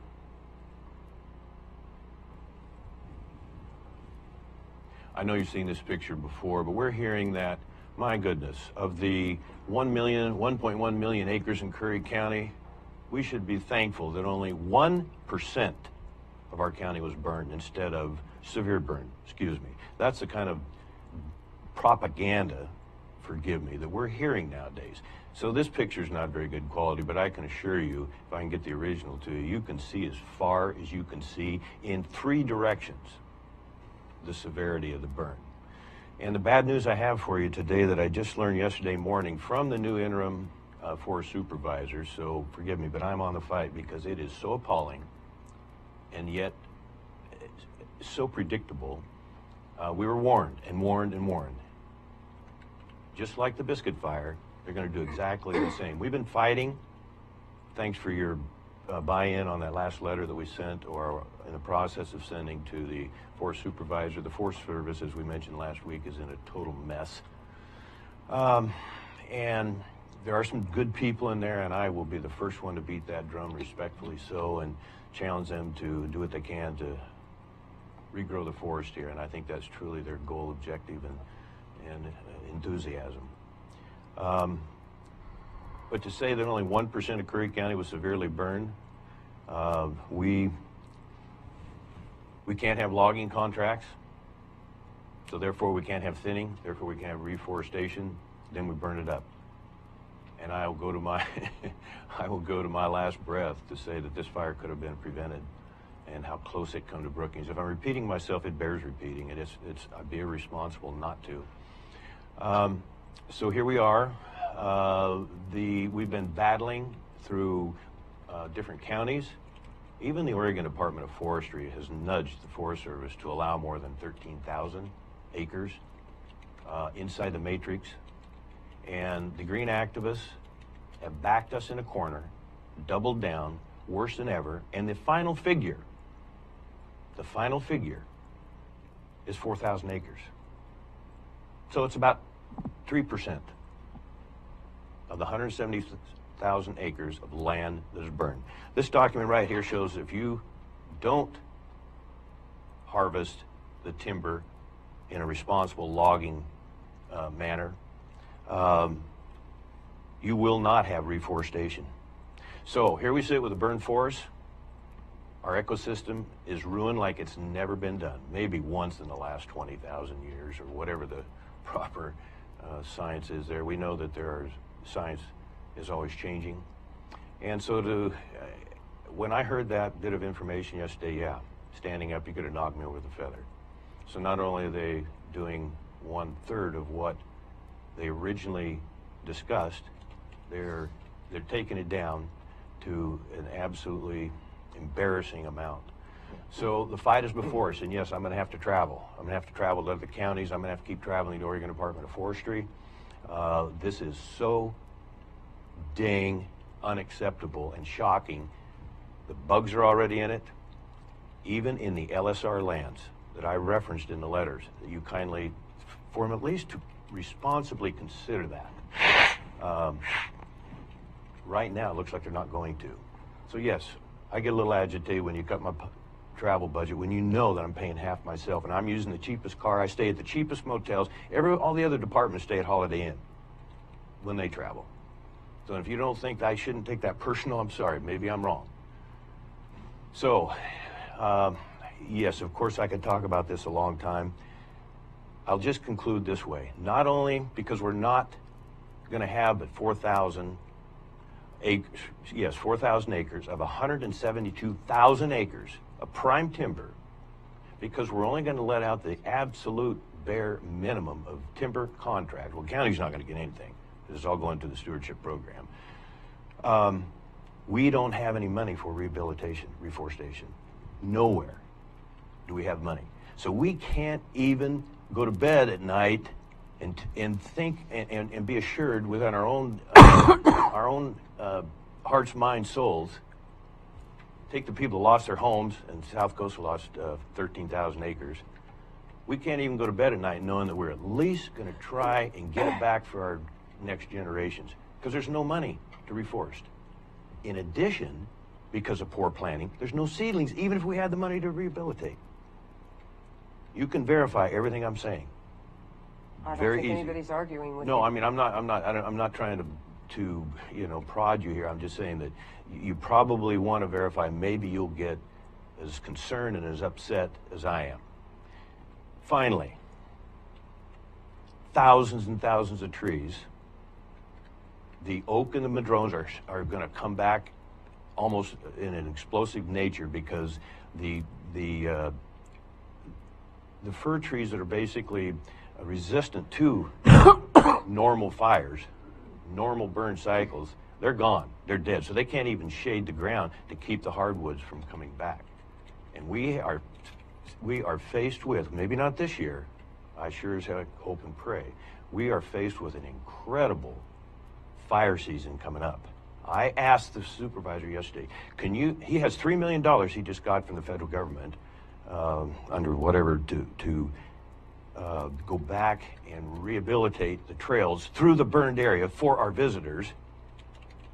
I'm sorry, but something seems wrong with that picture. They're going to rehabilitate the trails, $3 million. Say, could we just take half that money and build a 100-yard perimeter around the fire so we can save Brookings and Harbor? Didn't get an answer. Not even a slight response. So that's what we're up against, folks. And I know it sounds dramatic, and I know it sounds like I might be overstating it. I just don't know. Once you've seen that up there, how you could come to any other responsible conclusion. So do any of you have questions on that? I hope in the budget you'll set up so, and for the future commissioners, whoever they might be, that they can travel responsibly. Old cars doesn't matter. Economical cars. I don't stay when I don't have to, or I drive back, get here at 3 o'clock at night, or I stay with friends to save the county money and myself, because I actually pay for half the motels too. So any questions on any of that? I don't have any questions. Do you have any questions? Okay. So I have one. That's just one thing. Oh, okay. Yeah, just the private property gone, you know. So, county administrator. Yeah, I'm going to need about 5 minutes on this, maybe not quite that much.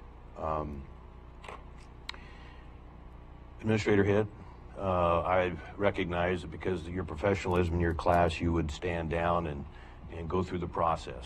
Okay, we've already spent that money, apparently, for plane tickets. But the question I have is, there has been some confusion, and I think we're, again, obligated to these folks that are coming here. There's been some confusion whether they're going to be hired prior to the budget process, or if they're going to be and put here during that time, or if they're going to be coming in July 1st. So I need that question answered first. Does anybody have an answer to that? July 1st, I asked that question last meeting. Okay, so Well, I won't go in. so you realize they don't know that. So they think they're going to come here and be hired. They don't know that they're going to be hired and then wait another 3 months. And I think that's just indicative of how we do business here. Not only the way we treat you since this thing started, that, oh yes, will you please stay just in case they don't work out. What an insult. And you got other people here that support you that see it as an insult. I'm not speaking for them. Ask them. As commissioners, we should ask them.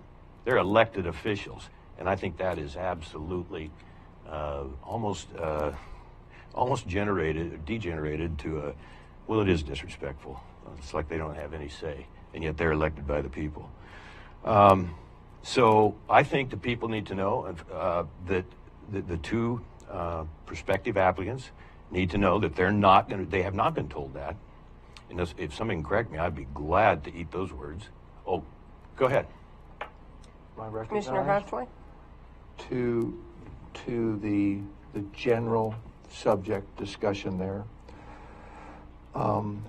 from conversations we had with Matt Winkle on the teleconferences after the Skype interviews, conversations we've had in some of these executive sessions on the topic, the approximate time scenarios were discussed, and that's what they were, approximate time scenarios. What are those, please? I'm going to provide those. And the scenarios were given, the Skype interviews, the reviews, the background checks, et cetera, and then to look at coming into flying people out, discussions that realistically, okay, it would be somewhere certainly in the second quarter, probably closer to the end, June, the end of June or June, than to April. But there was never a definitive time because it was not known. It's never been mentioned as far as a final time. It was just, what did we expect? What did Matt feel from their experience in interviewing for these types of positions? It was, once you got to phase A, phase B, phase C, where you've actually, again, are having people or discussing after Skype interviews with people coming out, and then people negotiating, then if they're out of state, looking at moving, et cetera, there were many weeks involved normally in that situation. And never, to my knowledge, did we ever say, it would be July 1. And never did we say or mislead or deceive anybody on that topic of You know, I asked discussion, that ever. very question because of Ever. the budget. Yeah. And it was So- my understanding that no one new would come on until after the budget was complete. Well, we have budget discussions, in, what is it, in May? Mm-hmm. Yeah. Early But May. we have, those discussions, for all intent and purposes, are done, certainly in May, not even close to the end of May. But then you still have, in the final statutes, you have until June 30th to, Right. approve your final budget. But there's been no deception, there's been no deceit, there's been no anything. It's still an unknown question. The closer we get to the interviews, and after the interviews, how those discussions go, the more we know. But Commissioner Boyce? Anyway. Thank you. So 2 minutes ago, I heard you say the end of June. Okay, so that is July. And I distinctly remember some of the discussions we have had that they were going to go through the budget process in place of Administrator Hitt. And I don't know if that's on the executive or whatever. I don't recall that. Nor do I. Okay, Nor do I. well, that was solid. So why would we not bring them in on a budget? And I find this really interesting because you fought having an administrator with all kinds of people coming and so forth and speaking from the very beginning, and now you're fighting for this I'm and fighting to keep- against, and I'm fighting to keep, and you can decide right. and I'm not saying anything negative about. No, but you're voting against him, or we wouldn't be spending this unbelievable amount of money to get 2 people here. Well, We don't.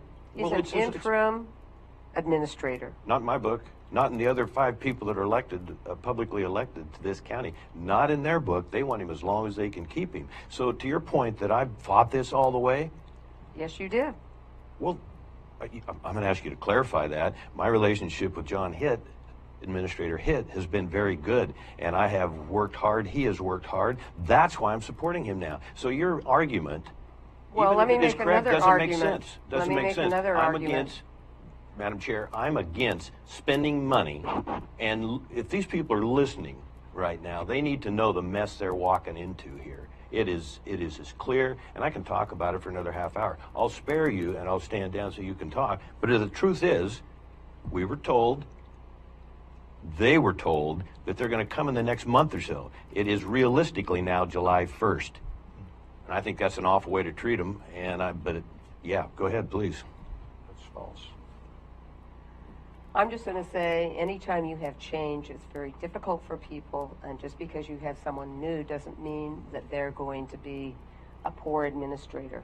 Madam Chair, that's rhetorical in the sense that it has no bearing in what we're discussing here. We have a good to excellent county administrator in place. Why would you vote against him? Answer me that. Why would you vote to an unknown? We're not voting against anything.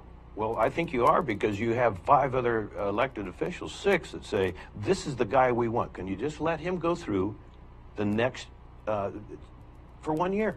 And he's willing to do that. You've had plenty of rational reasons submitted to you on why that is the best decision for this county. And we're going to bring somebody new in and spend thousands of dollars. It does definitely, I'm sorry, Madam Chair, rub people the wrong way. Certainly does me. Okay, any further commissioner comments? Commissioner Boyce? Yeah, I need to add a couple other things here. I will not be here Friday, not out of rebellion, forgive me, but I have something more important to do than to watch this process. It's doggone painful. Looks like the first thing I'd report, Commissioner Derek DeGroot, I have a letter from him here. In Klamath County, they have a new system that they are implementing on, I think I got it here, for their public retirement system that apparently gets them through the state process. And they rather than PERS, is yes, what you're saying? and they can't go back, but any new employee hired, would be under this new 401k pro, and they've spent a lot of time in it. They're going to make that available to us, and I hope to have something to offer the board within a couple weeks. But this is not to be in your face, but this is part of my travel, getting to know him. He's a new commissioner also. Unlike me, he's very popular in his county and doing really good, but he's going to make that available to us, and it might be, yes, we'll never get out of Persian, none of the counties will, but it is a potential option down the road. That's number one. Also, I have filed for Congress for the 4th District. You know, I have an opportunity and a responsibility. This fire thing is, as you know, I'm very passionate about that, and I see what it's done to my county. Unless I see nothing that has given me any optimism that the forest policies are changing. And so I want to assure you that with the volunteers I have, if anything, I'm more enthused than ever to fulfill my county responsibilities, will not be compromised in any way. That includes travel, that includes my office. I have an office in Gold Beach, and we'll have an office in Coos Bay that's volunteer manned. Excuse me, Eugene, I'm sorry. And I will have more to report to you later on. Chances of unseating the longest sitting Oregon congressperson of all time is a long shot, but I'll at least be able to have a sounding board and a way to express to the rest of the state. You know, I'm just looking at this bottom list here. Wolves moving our way. You've heard me talk about that. So one more thing. Looks like I will be gone on vacation. It's pretty tentative right now, but June 6th to June 10th. I want to set that schedule up depending on how the budget process cycle goes. And we'll be done by then. Definitely. Well, I'm going to wait for you to give me the signal, and I will finalize my plans. So, Madam Chair, Board, that's all I have. Thank you. Okay, thank you. I would just like to say, for my report, thank you for those who supported me on the health care letter. I think it was very important, and I've done a lot of research in this area, and I think it's important for the citizens of Curry County to know that we're fighting for them, because health care really is one of the biggest economic drivers here in this county. So thank you. Now we're going to move on to our executive session. Yes. If I may make one comment or one request.